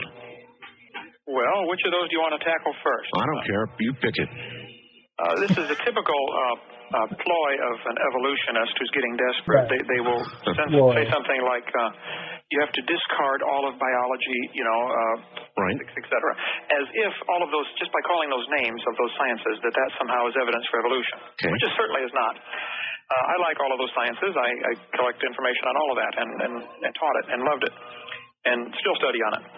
And there's absolutely nothing in any of those sciences to go against the creation philosophy. There's no hard science in those branches. Well, let us pick astronomy since we gave that Starlight. Starlight. Okay, if somebody tells you a star is 15 billion light years away, I would like to know how they figured that number. Who held the other end of that ruler? How did you measure that? I taught trigonometry. From trigonometry, you can only measure, you can measure a triangle if you know two sides and one angle, or two angles and one side. Right. You can get a little further by using what's called the parallax method, where once you...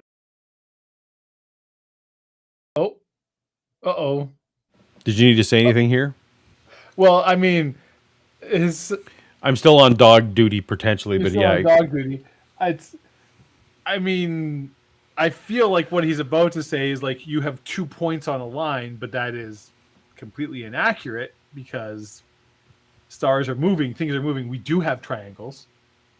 I'm going to make an alternate guess. So I think he wants to say that you can't triangulate from that far away, because he thinks the only way that scientists can measure long distance is by triangulation.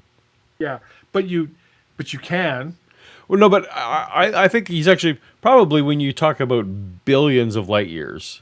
Yeah, that's true. It's such small that it's essentially a lot. But one thing he doesn't take into account is that, I mean, now we actually do triangulation of that, because we actually know, but we do it over time. Like when the Earth is at one point in the orbit versus the opposite end of the orbit. That's what I'm kind of saying, is like, it's not like we're observing this like just today going. It's like, well, we can look at like over 50 years or whatever time. It's like, so we can do actual triangulation, but on top of that, but Kent thinks the only triangulation we do is literally on the planet at the same time, like it's and so that the furthest away we can triangulate is like the distance from here to China, or whatever the furthest 2 points are. I'm not even sure. Yeah. So I'm kind of curious, because Art actually knows something about this, so he might. Let it roll. On some of this stuff. Yeah. No one point, you compare it to another point as we move around the sun. But Earth's orbit around the sun is 16 light minutes across. Mm-hmm. If we convert this all to inches to make it easier, let's say Earth's orbit is 16 inches across. And we can look at a star in January, we can look at the star in June. We have 2 observation points. We can now make a triangle. Right. Talk to the star. The problem is there's over 526,000 minutes in 1 year. If I told you to draw a triangle that is point A and B are 16 inches apart, right. Point C is 526,000 inches away, you now have a very skinny triangle. You sure do. That would be like having points A and B 1 foot apart and point C 6.2 miles away. You get 2 surveyors to set up their transits 1 foot apart, focus in on a dot 6 miles away, and tell me the angle or the distance. So you actually did that kind of work at one point, right? I did. I did. Yes. If I was doing that with an actual transit, yes, that would be impossible. Right. But that's not what we're doing. No. That's not what they're doing. If you had actual like lasers, you could probably get a pretty close. Like, it is ridiculous how accurate you can get with with a frickin' laser measure. Yeah, But I'm curious to hear what Art's response to this is. Right. Well, do we want to do the trivia first? Trivia time? We're doing a trivia. Yeah. Sure. Yeah. We don't use trig to fit this stuff up. That's absolutely right. That is a science that exists, a math that exists. That is not what we use to figure out the distance of distant galaxies to Earth. All right. So heads up, everyone. When I jump you over, it's going to be the questions ready there. So we will be on it. We're doing it. It's go time. Go. According to Kent Hovind, all of the Earth was once bountiful land, perfectly suited to agriculture, until what caused the poles to freeze? It's supposed to be icy comets were pulled to the poles by the magnetic field, creating snow. The explosion of the waters of the deep caused essentially a nuclear winter. The flood caused the ice and water dome that surrounded the Earth to fall to Earth. Or the Earth's magnetic field reversed, causing a polar vortex. I have a guess, but I put it in the chat, so we'll see how I did. I will say, for all of these questions, what I essentially did was just jumped around into random points on his 17-hour seminar series and just pulled random trivia questions from what I was hearing. He might very well contradict himself at different points, so. I throw the caveat out there. There might be more than one answer to these questions.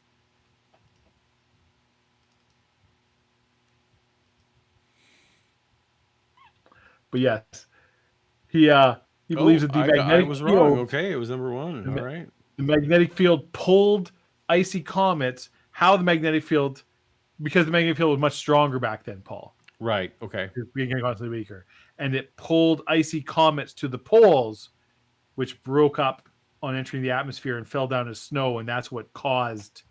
That's why we have a North and South Pole now, because of the icy comets that the magnets pulled, even though they're icy comets and not, iron that would be affected by magnets.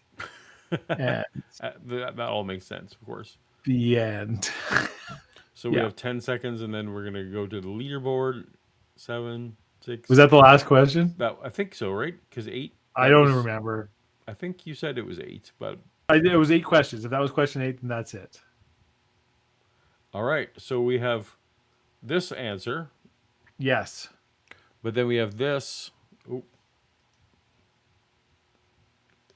This one. So we flip back and forth. So this is the screenshot I took. Yeah.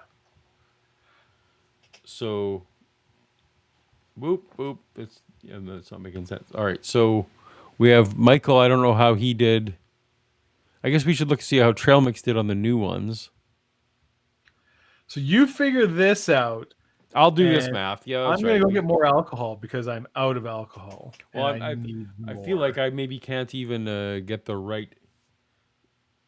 I don't know if I can announce it on stream or not. We'll figure it out as we go. I'll pull it up side by side and do some figuring, ciphering. We're going to do some ciphering. Yep. Anyway, you can go get your boozahol if that's what you need to do. What you're saying is it is impossible for them to measure. That's absolutely correct. Nearly all astronomy books will say using parallax trigonometry, the only real hard science to measure these distances, will give you a maximum of 100 light years. I think even 100 light years is stretching it as far as being able to prove anything, accurately, because you're dealing with such minute measurements. You're dealing this out, 15 decimal places as far as measuring your angle. That just can't be done. Okay, even that doesn't. I'm not saying the stars aren't that far away. They might be, but I think modern scientists have this tendency to want to make everybody think, "Hey, we're smart. We know everything," and that's simply not true.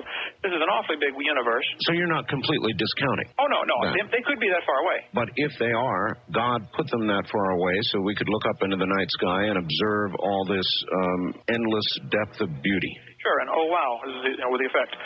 There's 3 things I would point out as far as the question on Starlight. Number 1, we simply cannot measure those distances, no matter what anybody says. So they're making up those numbers. They're making up the numbers based on the luminosity.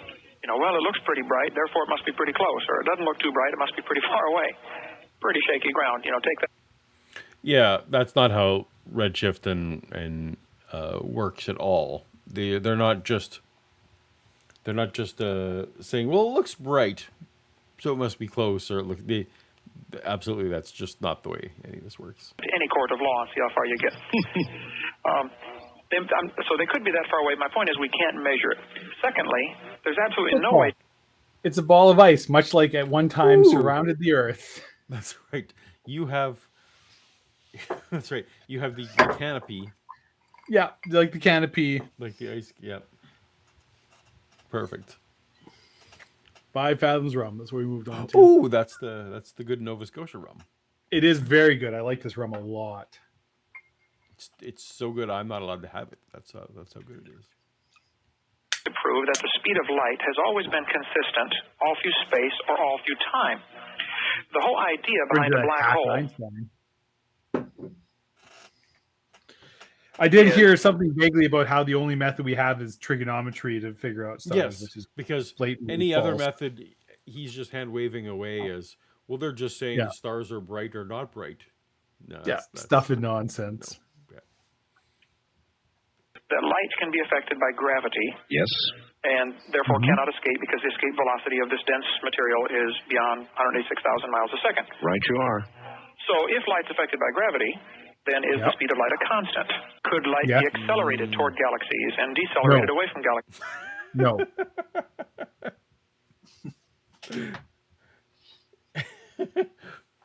Do you want to take Sorry. I don't know if maybe he's not actually asking these questions. I was just trying to be helpful. I see. These are rhetorical questions. So clearly, despite the fact that the speed of light is affected by gravity, it remains a constant in the vacuum of space. Yes. Well, that's Because here's where I don't know much about biology and genetics, and I know a fair bit about physics. And this is where I'm like, no, Kent, you're just stop. Just go away. Because you start talking about the constant of the speed of light and relativity, and that is the underpin to relativism, is that the speed of light is constant. Time is not constant. Right. Anyway. Exactly. Yeah. Yeah. Time is relative. Oh, Paul, this is addressed to you, so I will read it to you. All so right. you can answer. John Hunter has super chatted for $9.99. Paul, you have enough material now to write your first edition, so please consider these titles: Christian Claims and Why They're Whack, 1,000,000 to 1, or So You're Saying There's a Chance. Those Out of all of those, I feel like the last one is the best. Yeah, that's those are pretty good. I do need to go. I'm gonna push play, and I'm gonna go see if my dog has come back. You're gonna leave me in this. Yep. You can hellhole. fume about his physics problems at this point. Yeah. There's no way to prove the speed of light has been the same, all through history. All we've ever measured it is here on Earth in our atmosphere. So we don't know that the speed of light is a constant necessarily. Well, I believe science does try and determine the distance by the amount of redshift. Okay. Nobody knows for sure what's causing the red shift. They think it might be the Doppler effect. But if the planet or the star is moving away, you would get the same effect as if you're sitting at a train track and you hear a train coming in. The pitch in the train whistle changes as it passes you. That's for sure. That's called the Doppler effect of sound. The theory is that maybe the same thing affects light. That light is affected by a Doppler effect. It could be. Okay, I'm not arguing. No. That's elucidate, because I actually thought that was a reasonable. It's one of those things, like so much he says, where it's like, yes, very roughly. They're not. People aren't just like, well, that's what happens with trains, so probably that happens with sound or light too. That it was, the same thing. It's like that is the Doppler effect. That he is again like super vaguely right. That it's like, yes, that is how the Doppler effect kind of works. It coming towards, moving away, red shift, blue shift, you get a different effect. It's completely different from what happens with sound, as you're like the physics of it are not related. And just to say it's like, well, nobody knows, this is just a theory, like this is what's happening and there's no way to know and we're just thinking, it's like, no, we do know. It's a very provable thing. We 100% know what the speed of light is everywhere. It is constant. These are all measurable, observable, testable, have been tested and proven. As much, it's like any true scientist who will never say like, we're sure, but we're like, every test we've done has confirmed, like we run a test saying like, if this is true, this should happen, and we did the test and this happened.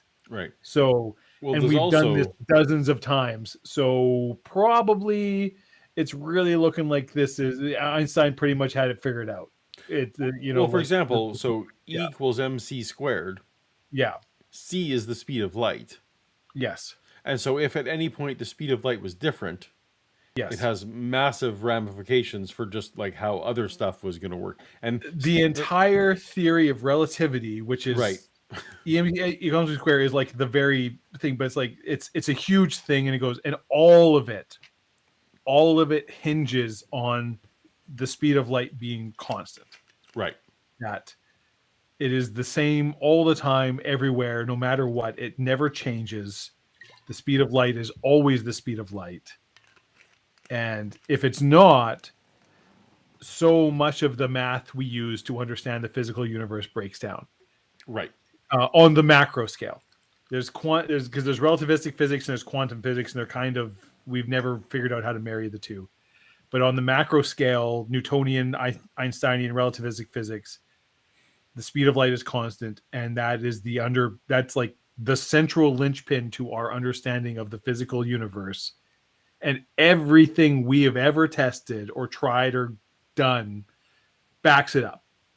It's, like, it's as close as you can get to, like, yes, this is certain. So, to just kind of hand wave it away like, well, we don't really know for sure because we've never measured it in Alpha Centauri, so maybe the speed of light's different there. It's like, okay, cool. You fucking moron. Anyways. Muppet is what I would, yeah. You Muppet. Yeah, right. Muppet. Yeah. I think Ray Cosby. I think Hovind is thinking of Cepheid stars when he dismantled brightness. When he dismissed brightness for an estimating distance. It's how we estimate huge distances like galaxies. So I know that I know that they will normalize brightness from these things to a single, to whatever the standardized unit. It's not one candle, but there's a normalized unit of what a supernova brightness would be. Yeah. Like, I know that is, again, physics is not my area, probably better your area. So I'll stop explaining it poorly. It is, it's like so much of it is it's sort of like the radio dating thing where it's like, especially when you start getting to like the really extreme cases, we're dealing with pretty wide margins of error where we're like, it's somewhere here, but we're talking about, is this 4 billion or 5 billion? A billion light years is a pretty big margin of error, but we can all agree that it's like, everybody's like, it's not 10,000. Right, it's not even remotely that, because you're right. It's the things we're using are based on this and that, and it's possible. Things pulse. It might be brighter than we thought. It might be dimmer than we thought. It might be blah blah blah blah blah blah. Who knows what happened?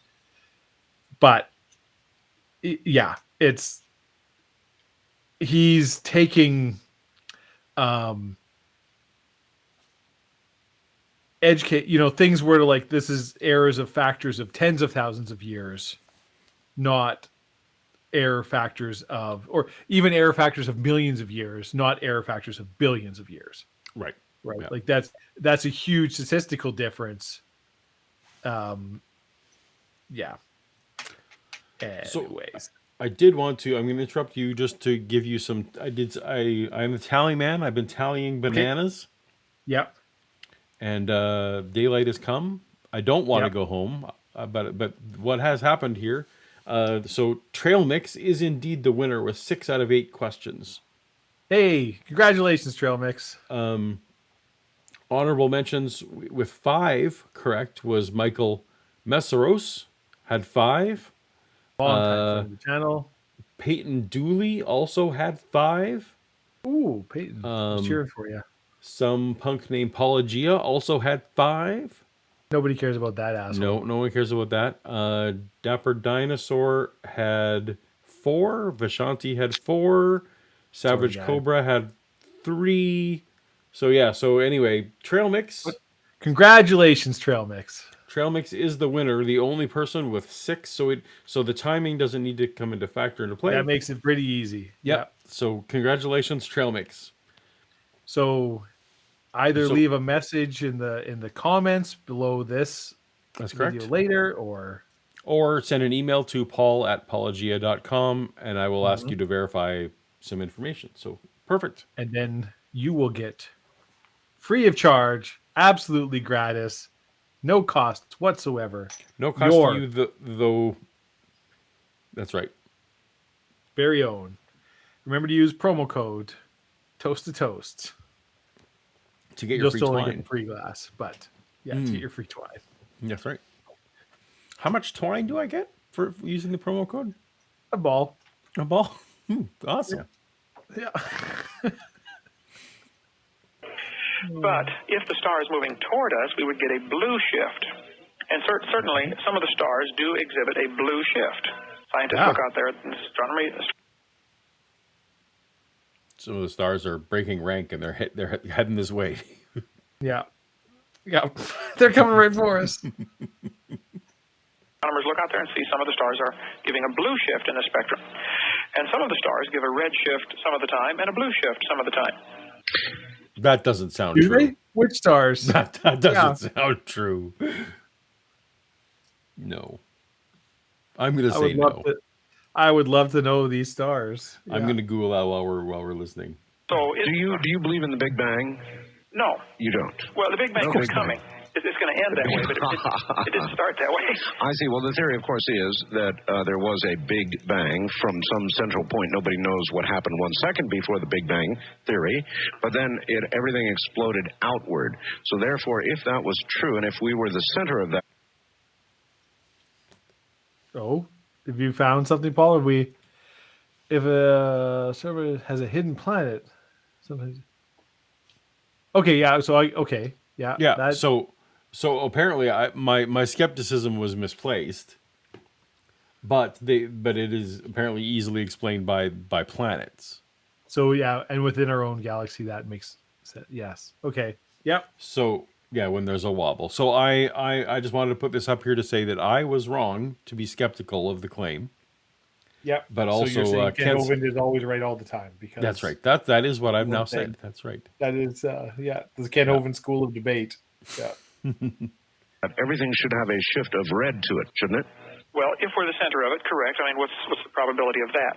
Well, and why should we be the center? I would say if creation is as you suggest so, and there is no other life out there, and stars are just pretty things for us to see without planets and life, then we would be the center of it, wouldn't we? Well, it could be. And the Bible says in several references that God...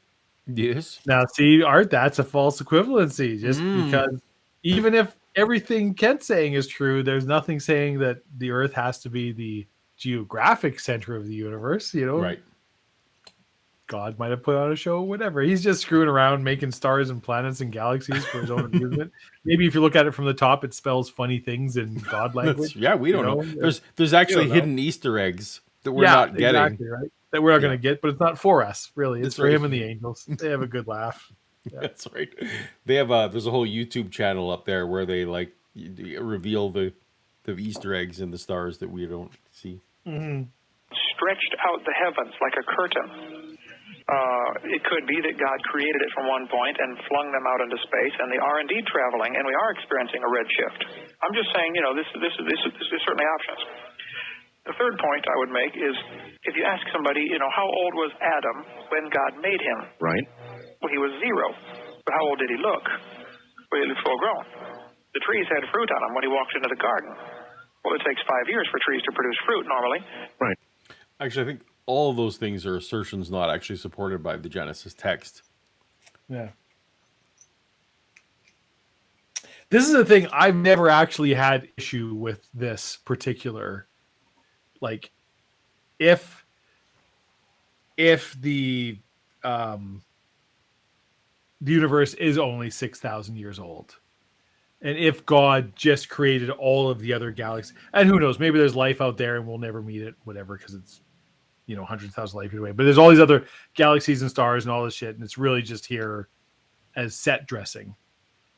And the idea that God then also created the light that is going from between them to us to go, I'm like, that's never been a real sticking point to me personally, where it's like, if you do believe that, if that is part is true, it's like, okay, whatever, God created the light in between too. In transit, that's fine. I don't see that as a thing to either affirm or deny the existence of intelligent design, right. Just because a galaxy is a billion light years away and there's light between us and here doesn't you know what I'm trying to say. I do understand. Although one of the things, if you're a particular adherent to what some of the flavors of the Christian God, would have a problem with that, though, in that several verses want to affirm that God is not a deceiver and God is not a liar. Yeah, and I've heard that too, but I'm like, I don't necessarily see it as it's not necessarily I'm with you. I don't like it. It's not necessarily deceptive. And it's certainly just if this is the universe presupposing the way Kent describes it is accurate. Yeah. Even up the first 5,000 years of history that in no way caused deception. Yeah. Right? It's only now. So yeah. Now, I mean, there's a number of very real actual scientific things you can point to sure. and be like clearly humanity is, the life has existed for more than 6,000 years, 7,000, 10,000 years, etc. Humanity has existed for longer than that.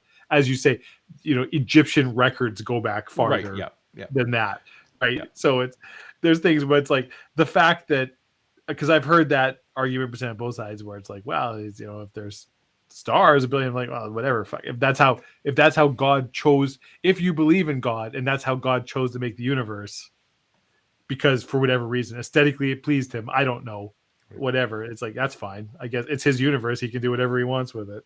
You've heard of the philosophical position, last Thursdayism? I have not. So last Thursdayism is the philosophical proposal, I guess, that if the entire universe were, it's entirely possible that the entire universe was created last Thursday, but we were all created with memories, like false memories. Right.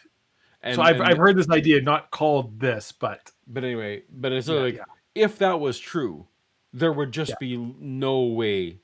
There's just no falsifiability in it, right? Like, so it's just one of those things where when you get to a last Thursdayism in a debate, then it's literally just like, well, there's nothing to talk about anymore. Okay, if that's what you wanna, if that's what you're pitching.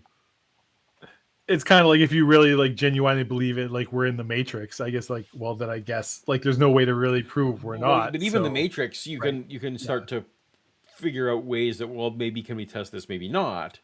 Yeah, brains in vats are a little harder. The Matrix is actually a little, but in a way, it just gets to this point where, well, now you're into non-falsifiable, which when you get into things. Real kind of sort of the idea in some philosophy, things where it's like the universe is essentially destroyed and created instant by instant in smaller increments, like getting down to like Planck time and stuff, right? Where it's like the you that exists in this smallest measurable moment is not the you that existed before, and there is no before or after. And you start getting into but it's kind of the same thing. We are every instant is a new being, but we've inherited junk from a previous being. Yeah, but just the you that exists is a you that has these memories and these things, even though they're completely abstract, artificial, and not real, and don't apply to you because the you that exists didn't exist, a billionth of a second ago and won't exist a billionth of a second from now. Yeah, this is why I don't fuck with philosophy. And Mark Fernkampf is correct. Dark City is a fantastic film, and now I feel like I want to watch Dark City sometime soon again. It is. Like, I love Dark City, but it's also, there's things about it that are amazing, and it has Jennifer Connelly in it, which will 100% tick one of Paul's deep boxes that we're going to get into on the channel right now. It also has who's the guy who's like the psychologist on it that's working with the aliens? He's a very famous actor, and somebody can throw it.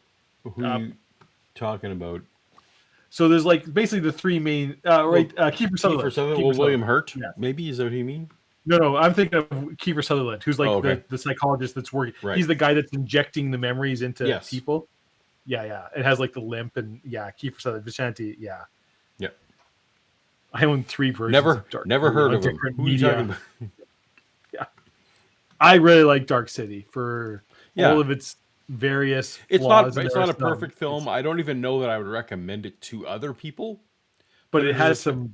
Yeah, but it's a film that I like to revisit every now and again. The aesthetic is fantastic. It's a wonderful noir film. There's some... Like earlier today, I was watching with a friend. I was talking to Paul before the show. Army of Darkness, which... Sam Raimi at like peak Sam Raimi. It's an objectively bad movie in so many ways, but it's also a wonderful movie in so many ways. And there's so many, there's so much cinematography and directing, like in Sam Raimi's frantic style, and where it's like, these are shots that people don't do. These are things that people don't do.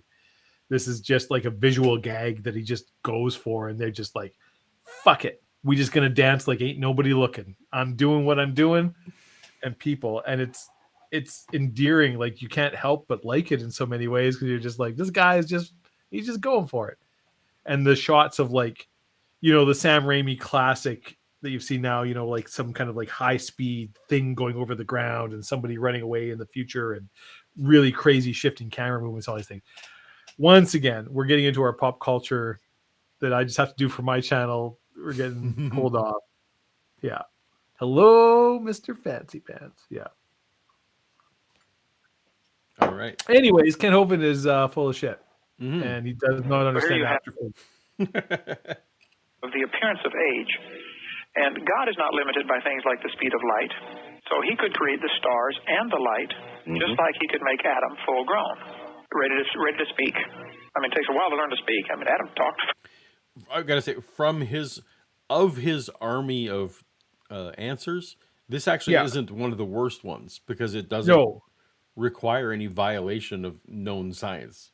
Like, as I've said, I'm like, I've never had an issue with this particular argument or go, right? Where it's like, if you're going to put, if God is real and created the universe, whatever, it's like, and he created whatever supernovas going off and all this shit, it's like, sure, fine. Like, if that's because he's just like, it looks pretty and I want you to give you something cool to look at, or I think this is neat. It's like, okay. And it's far more reasonable than to say, well, no, maybe the speed of light was different some other times. Like, no. Like that's just nonsense, right? Like, and then I suppose created the animals and so forth and so on. Remember the facts are here. Who asked about why then don't we find goats, cats, horses, that sort of thing, right alongside the dinosaurs? Well, I would argue that his premise is that we don't. Who gets to decide how old this fossil is if it's found? That's not the question. It's why aren't they found side by side? Dinosaur bones have been found all over. But I often ask people, we find limestone containing many zillions of fossils. I have a huge fossil collection here. Oh, yes. How do you tell the difference between 100-year-old Jurassic limestone and 600-year-old Cambrian limestone? Don't know. See, limestone is found in I'm just going to go ahead and assume he means 100 million and 600 million, and I'm willing to kind of let that slide. I'm the so-called geologic eras, be it Cenozoic, Mesozoic, etc.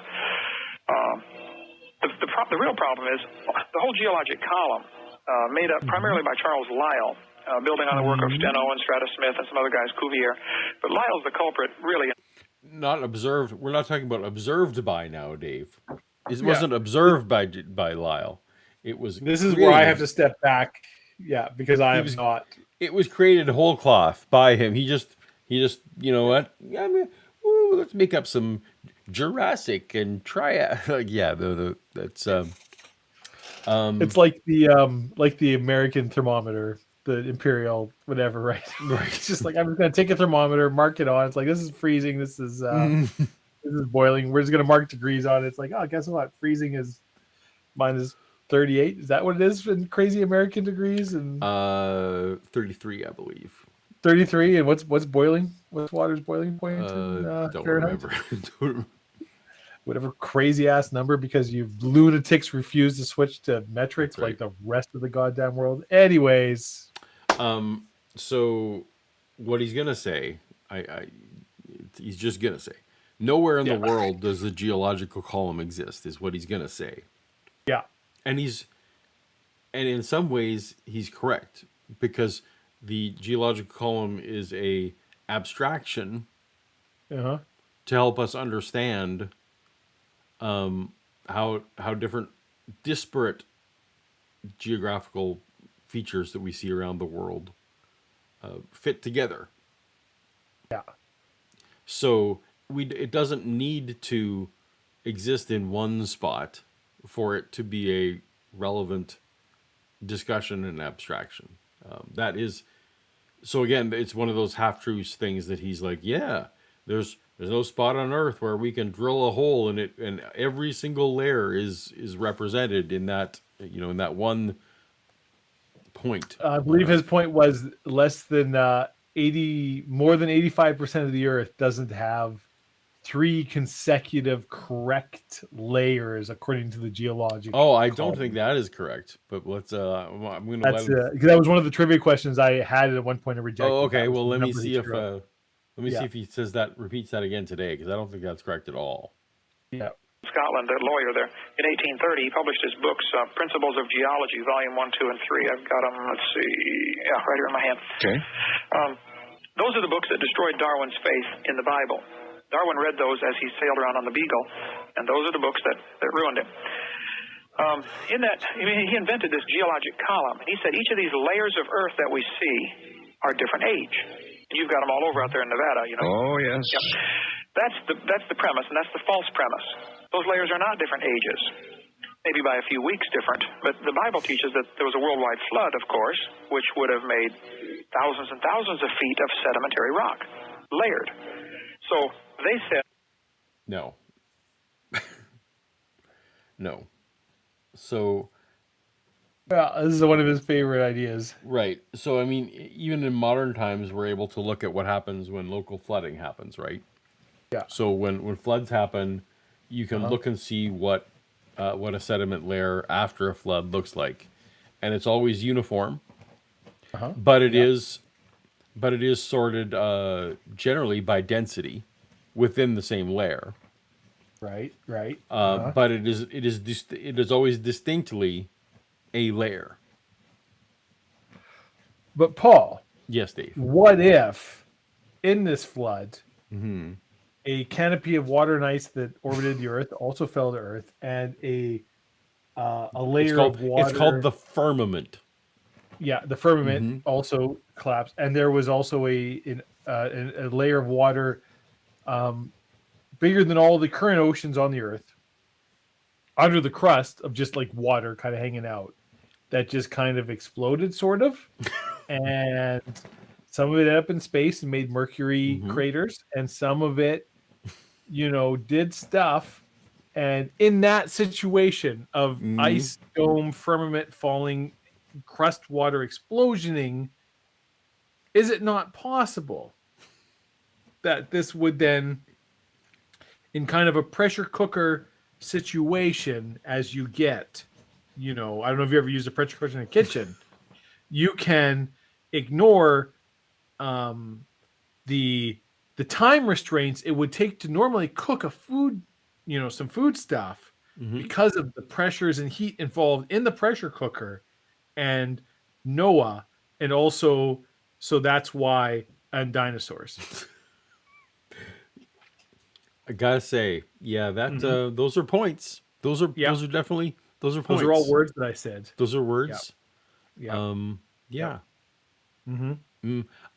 I don't see how, but I'm willing to give Ken a chance here. You said pressure. This is just a weird separate. So have you watched Poker Face? The No, TV I never show? did. Okay, I never did watch Poker It's a brand new show. Like, it literally just came out in the last Yeah, I'm aware of its existence. Like, Okay. I've seen ads and stuff for it, but I've never watched it. Then my question, I have no more further questions, Your Honor. Okay. All right. Well, the Thames River and some other rivers in England produce a certain amount of sediment per year. Let's say you get 2 inches per year of sediment. Therefore, let's measure this canyon, and it is, 5,000 feet deep. Oh, this must have taken, so many years to make. No, that's Not how that works at all. No, Not even remotely. Oh, Yeah. It's not depth of sediment.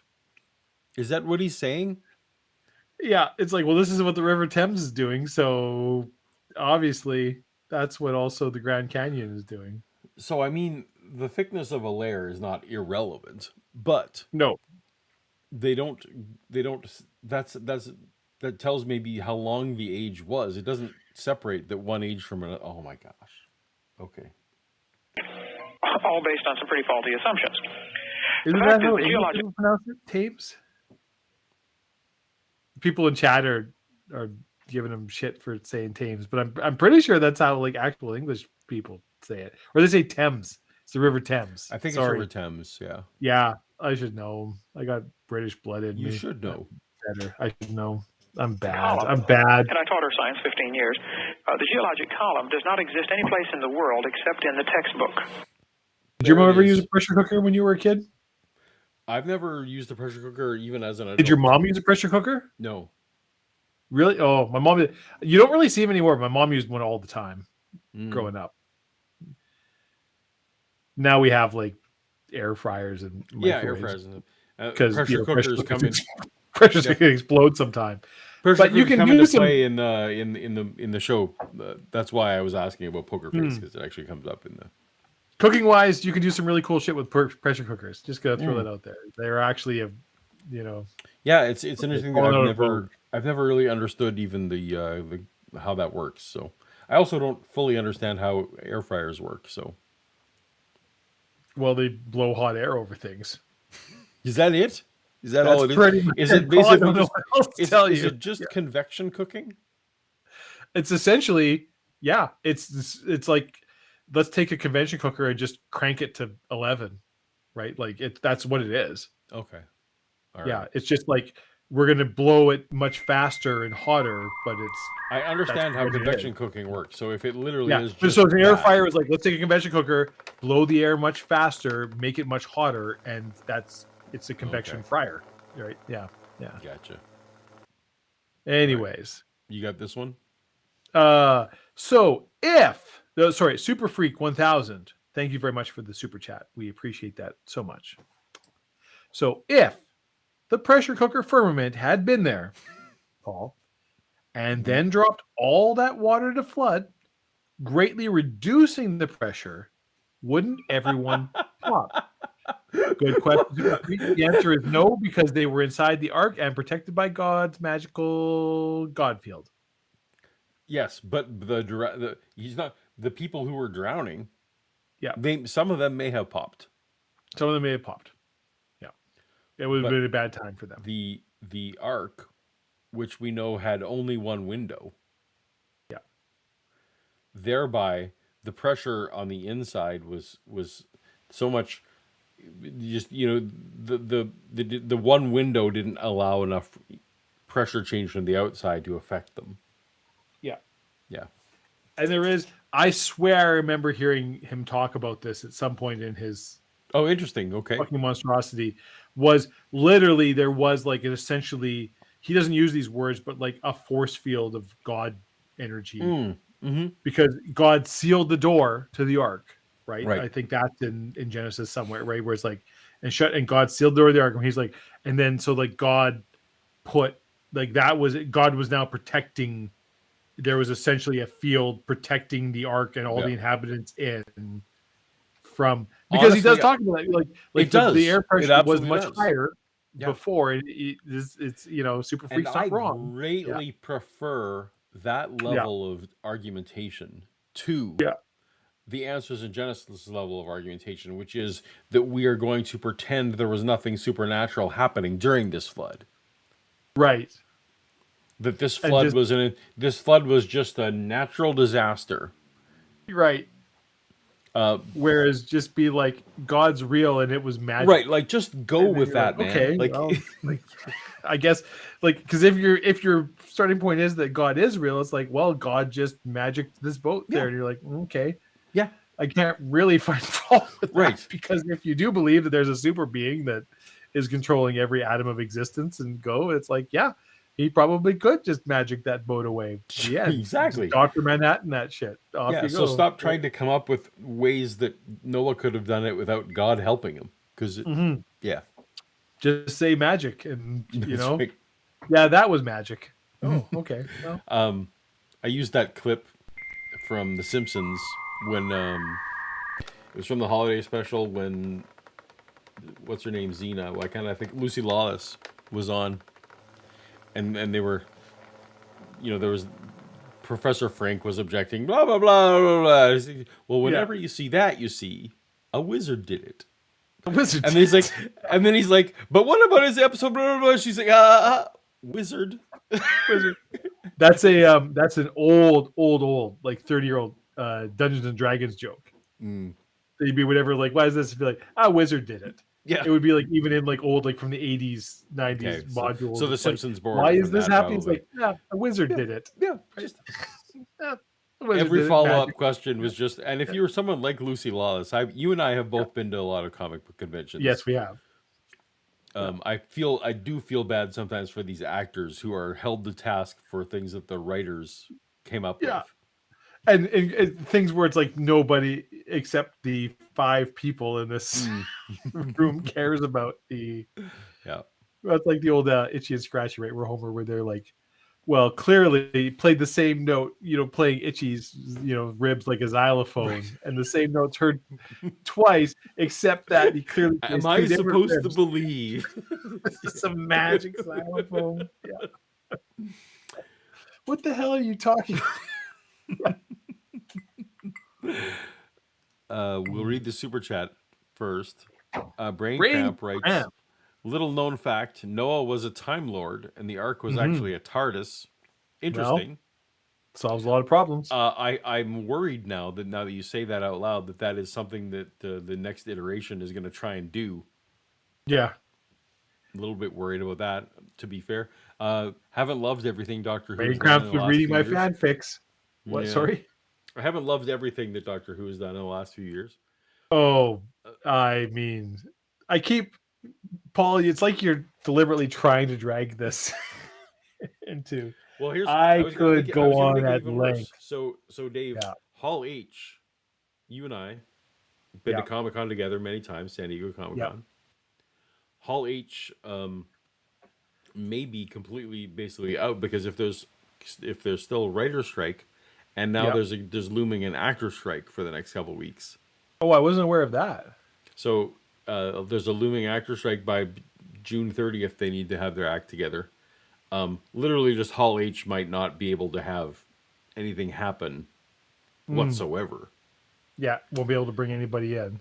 Exactly, but also We'll bring like in producers. Yeah, and presumably, presumably independent actors who are like signing autographs is fine, but no studio panel can exist, right? They just wouldn't be able to. I mean, in theory, I love Comic-Con Comic-Con. I love San Diego, but Ben, that would be quite devastating to that convention. Yeah. If none of that can happen, so it's just especially something all the people to who watch. probably already have tickets and are going to go and not be, Though Disney has pulled out entirely already. Oh yeah, okay. Now I think they're using the cover. They're using the cover of this, but it's in no Star Wars, Marvel, and your other stuff is just a mess. So this is a good time to maybe not highlight how the person we've built our next 2 Avengers films is currently in a court case for assault. Yeah. Is probably going to jail. Yeah. Look. No. Jonathan Majors may well be innocent. We don't know. We don't know. But it certainly, objectively from the outside, does not seem to be the case. And it seems quite, from what I've seen outside and going, but I have no horse in this race. No, but I understand why if you're Disney, you don't fire Jonathan Majors at this point. You wait until the court rules in one way or the other. Yeah, but from what I've read and heard, they've already essentially made you certainly don't put him on stage at Comic-Con.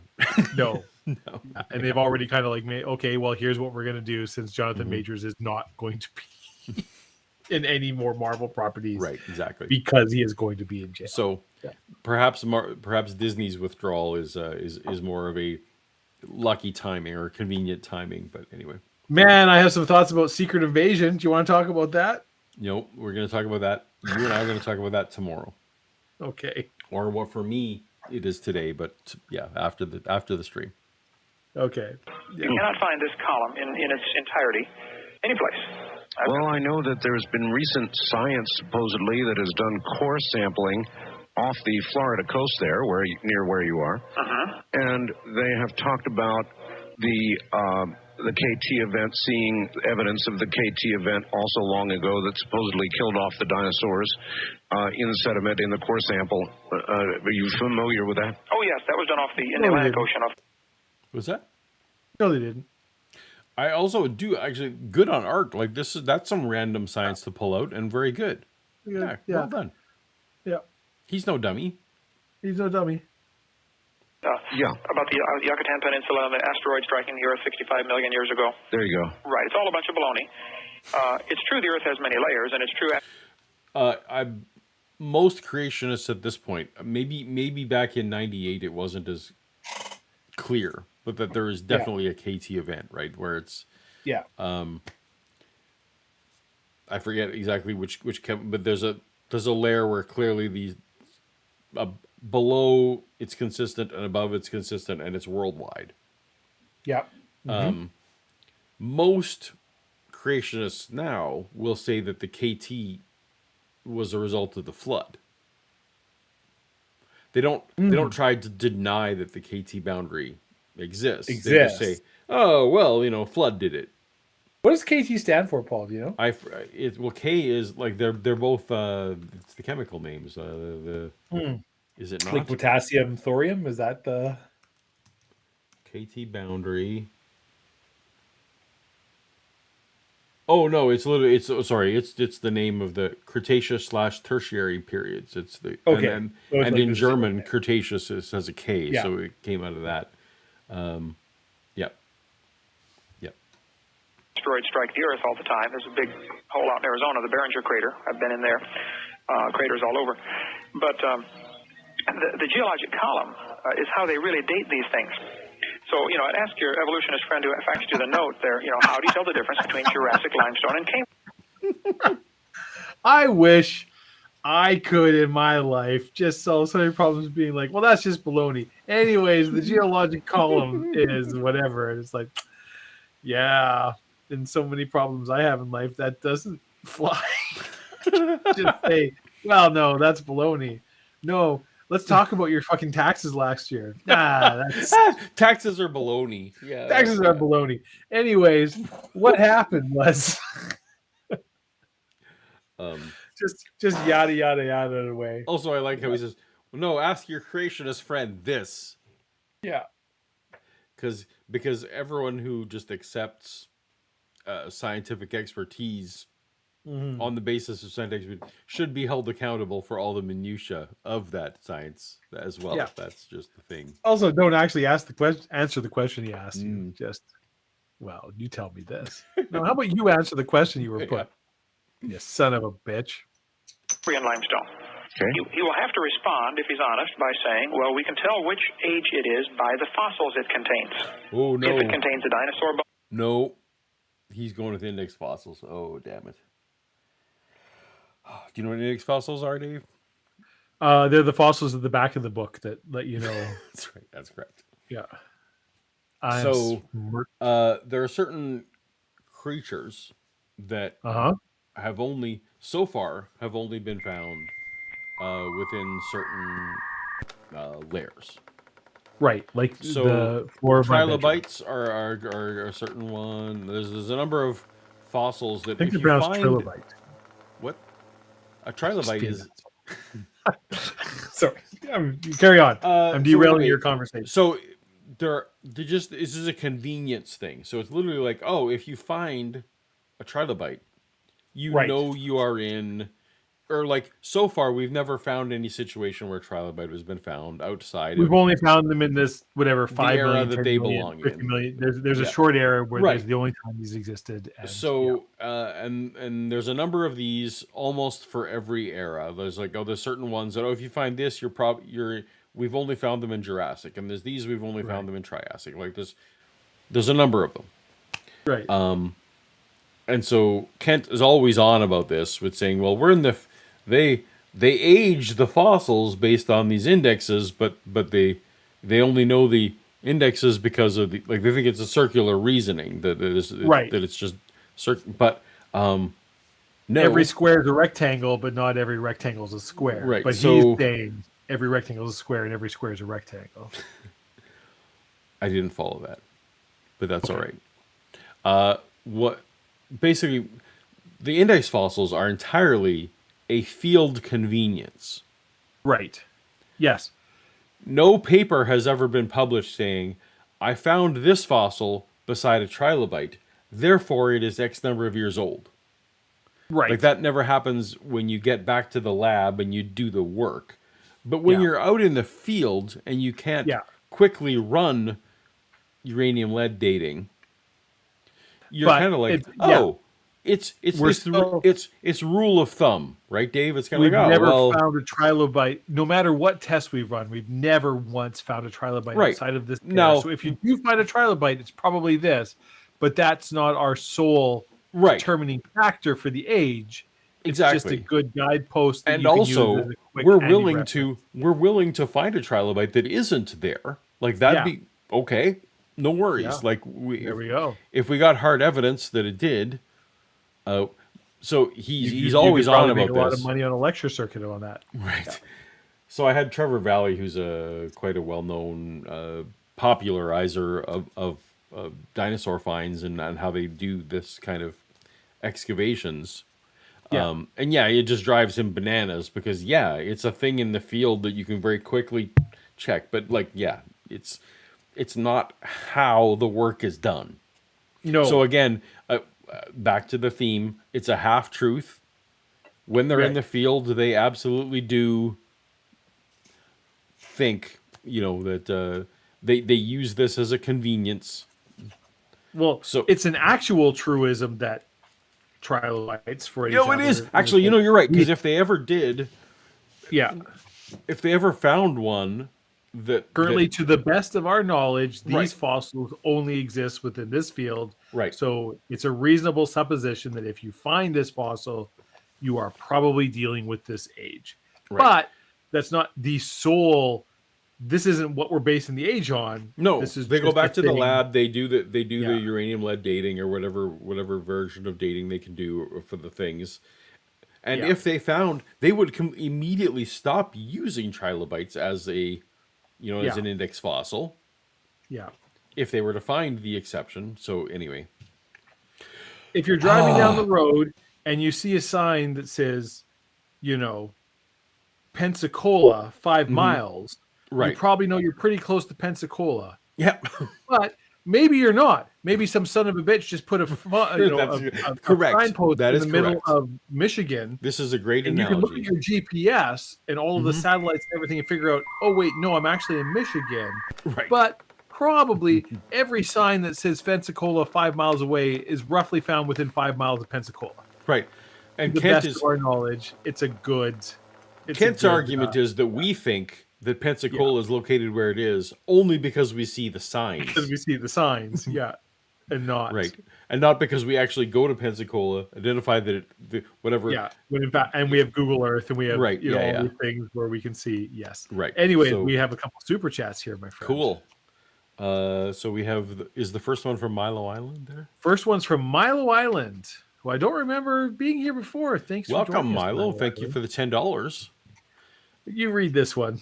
I don't know how to read this one. Q 0.0 Q. Milo. I you're feel like we're clearly supposed too- to. Are we Yeah. supposed to step back and are these supposed to be faces?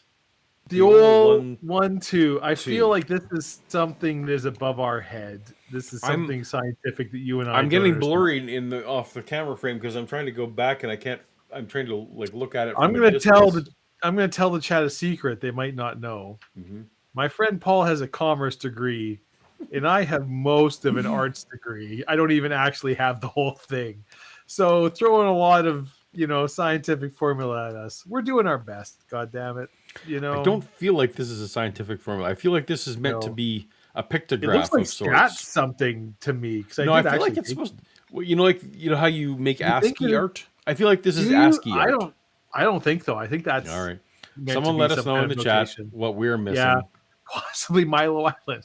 That'd be good. You could just explain it to us, Philistines. We're old We would and appreciate that. not that smart. So Another chat from somebody, a name I don't recognize.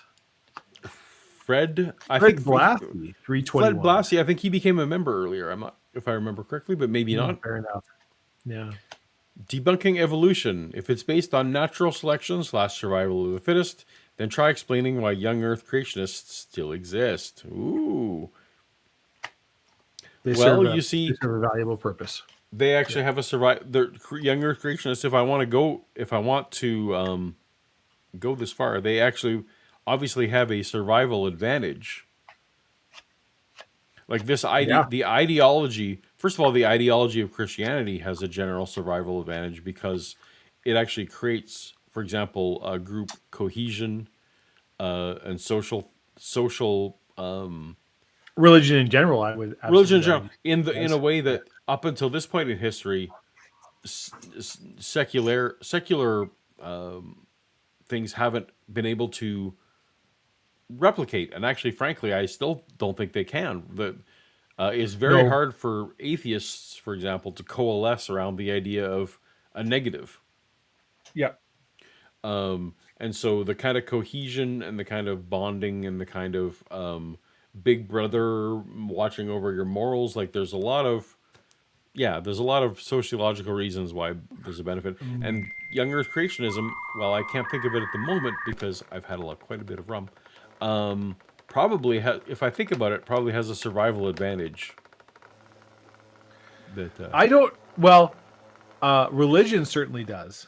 religion certainly does. I'd have to think of, well, I guess fundamentalism in general. Has a survival advantage in that Oh, yeah. it keeps your offspring and your like it creates an us versus them situation. There's okay. So let's read the Go super for chat it. from Milo Island first. I did it. They're Okay. old punch emojis. Okay. There you go. Yeah, the old one too. Okay. Yeah, I get it. I get it now. I don't recognize that though, and Paul and I are both like Old. old internet guys. Paul and I were both on the internet in the days when you had to know Unix and use actual physical phones to get on the internet. Web. None of this web No, garbage. before the web existed. No Usenet, hyperlinks. Yep. yeah, and that kind of thing. And I don't recognize that. I'm sorry. I apologize, Milo Island. Yep. But now that I look at it, I get it. I do get it. And the old one too. Anyways, a step back. Religion, anthropologically, sociologically, absolutely served a very definite purpose and was a very definite advantage to society. Yes. Like, there is a reason that that religion is essentially a universal component in human history as far back as we can understand human history, going back into prehistory. And it's not, like something like that doesn't happen just because. No. And anybody who thinks that it's like universally bad or wrong is just ignoring a massive amount of evidence. There's obviously advantages to it, or it wouldn't be a part of literally every human civilization in all of known history. Correct. Yeah. There are advantages to it. Even to this day, 90% of the world believes in a higher power in some way or another. Yeah. Now, I would also, and I think Paul would agree and go with like, our understanding of the world is now, we're in a crazy time. We're in a time that probably in 500, 1,000 years, there's going to be a lot of history books written about it. Our understanding of the world, we're in the middle of a complete paradigm shift of society, government, technology, religion, and it's something that's going on. The closest analogy I could have would be the invention of the steam engine or the invention of irrigation. Wow, yeah, you're making those are big claims. All right. Yeah, and it started with kind of World War I. It's carrying on till now, and we're still in the middle of it. And what it will be, we don't know. It's too soon to say. What religion's going to be, I don't think religion will ever really go away, but I think the religions that are prevalent now will not be, we're going to get into they'll change. There'll be different things. There'll be different code of context, different belief systems people have as our understanding of the universe and things move on. But I do think that human societies and human groups need some kind of cohesive. A society needs shared values, and it used to be religion provided those values. It was part of everything, where it's like, these are the things that everybody agrees are the rules of society, and the herd of humanity needs that. We have to have something we can agree on. This is what we agree on. This is what we don't agree on. These are the answers to some of these things. These are the rules that we all kind of agree that we're going to live by. And if you could have something and be like, well, this is what God says, it kind of just hand waves a lot of, why does this apply to me? It's like, well, because God, and I think there's some, it's, I don't want to get too off into the weeds, but you get what I'm trying to say, Paul. I do totally get, I agree when you're keeping it vague that basically, changes are coming. Yeah. Changes are coming. We're in the middle of it. We've been in the middle of it for 100 years, and we won't really understand what's happening until probably well after our light. Like, it's history books will talk about what we have now, but us in the middle of it now, we don't understand. Right. But and this also ties into, I think I'm realistic, and I think you feel the same way. Is that it's actually not the kind of change that like an optimistic atheist might think is happening. That is a complete shift to secular rational thought. No, what we will probably break away from is the current organized religions will either fall away or be reshapen, and new religions will emerge. Yes. But so we won't be in some kind of secular utopia, probably. No. Yeah. So you and I agree on that. Yeah. So that's the kind of where we're at. Like as much as I love Star Trek, that world probably is not going to happen. Boo, or right, where we're all Dave. Yeah. All right. So Dave, we're 4 minutes away from 4 hours. Yeah. Is this the how much time is left in this show, Paul? Well, we've done 37 minutes. Yeah. And there's 23 left. Yeah. So do we save this for I guess are there calls? Did Kent Hovind take calls? So do you want spoilers? I mean, I don't know. I trust your judgment, Paul. I will say that there is only 23 minutes left in his segment. Now, right. Again, so he was given only an hour segment on the show. Right.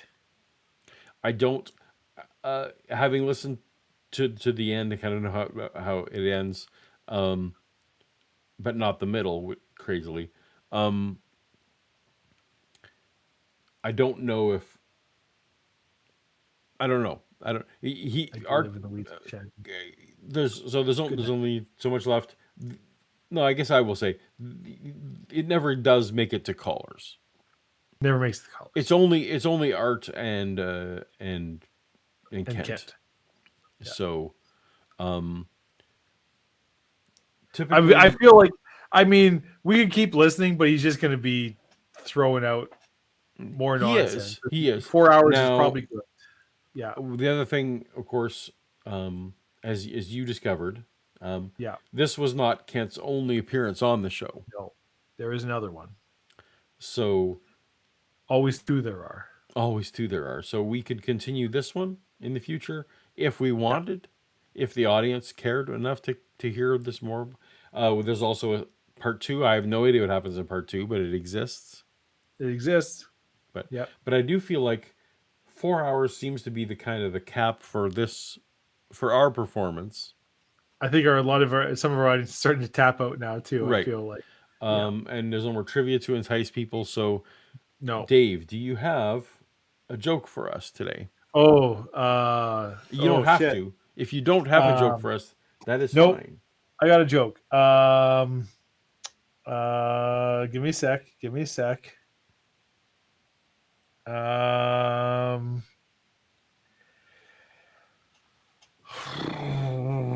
Okay. Hey, Paul. Yes, Dave. I'm thinking of moving to Switzerland and becoming a citizen. Really? I mean, Wow. nothing else. The flag's a plus.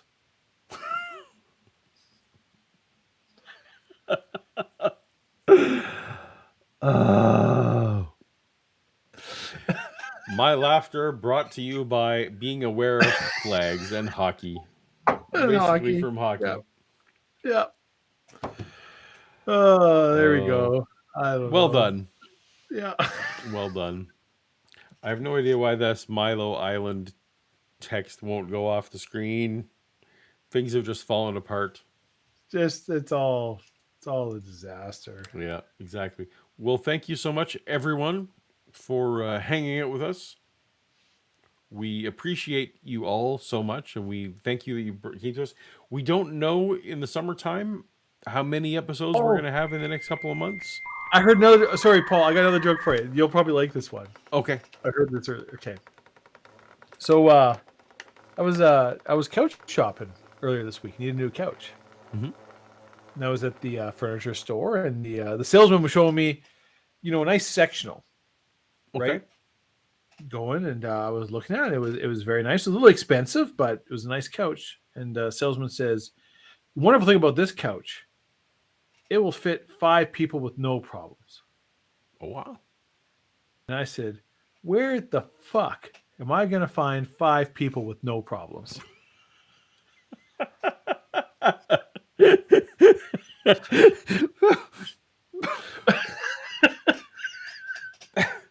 Okay, that was good. That was That was great. a good one. That was good. I enjoyed that. Yes, absolutely. Wow. Yeah. That was good. Thank you for that. Took me a while, but I got there. Yeah. Thank you for that. All right, and Skeptics and Scoundrels, we gotta acknowledge the super chat yet? Anybody who wants to get any more super chats in, now's the time. That's Slip right. them in. I once farted so hard my voice recognition software recorded a whole Kent Hovind seminar.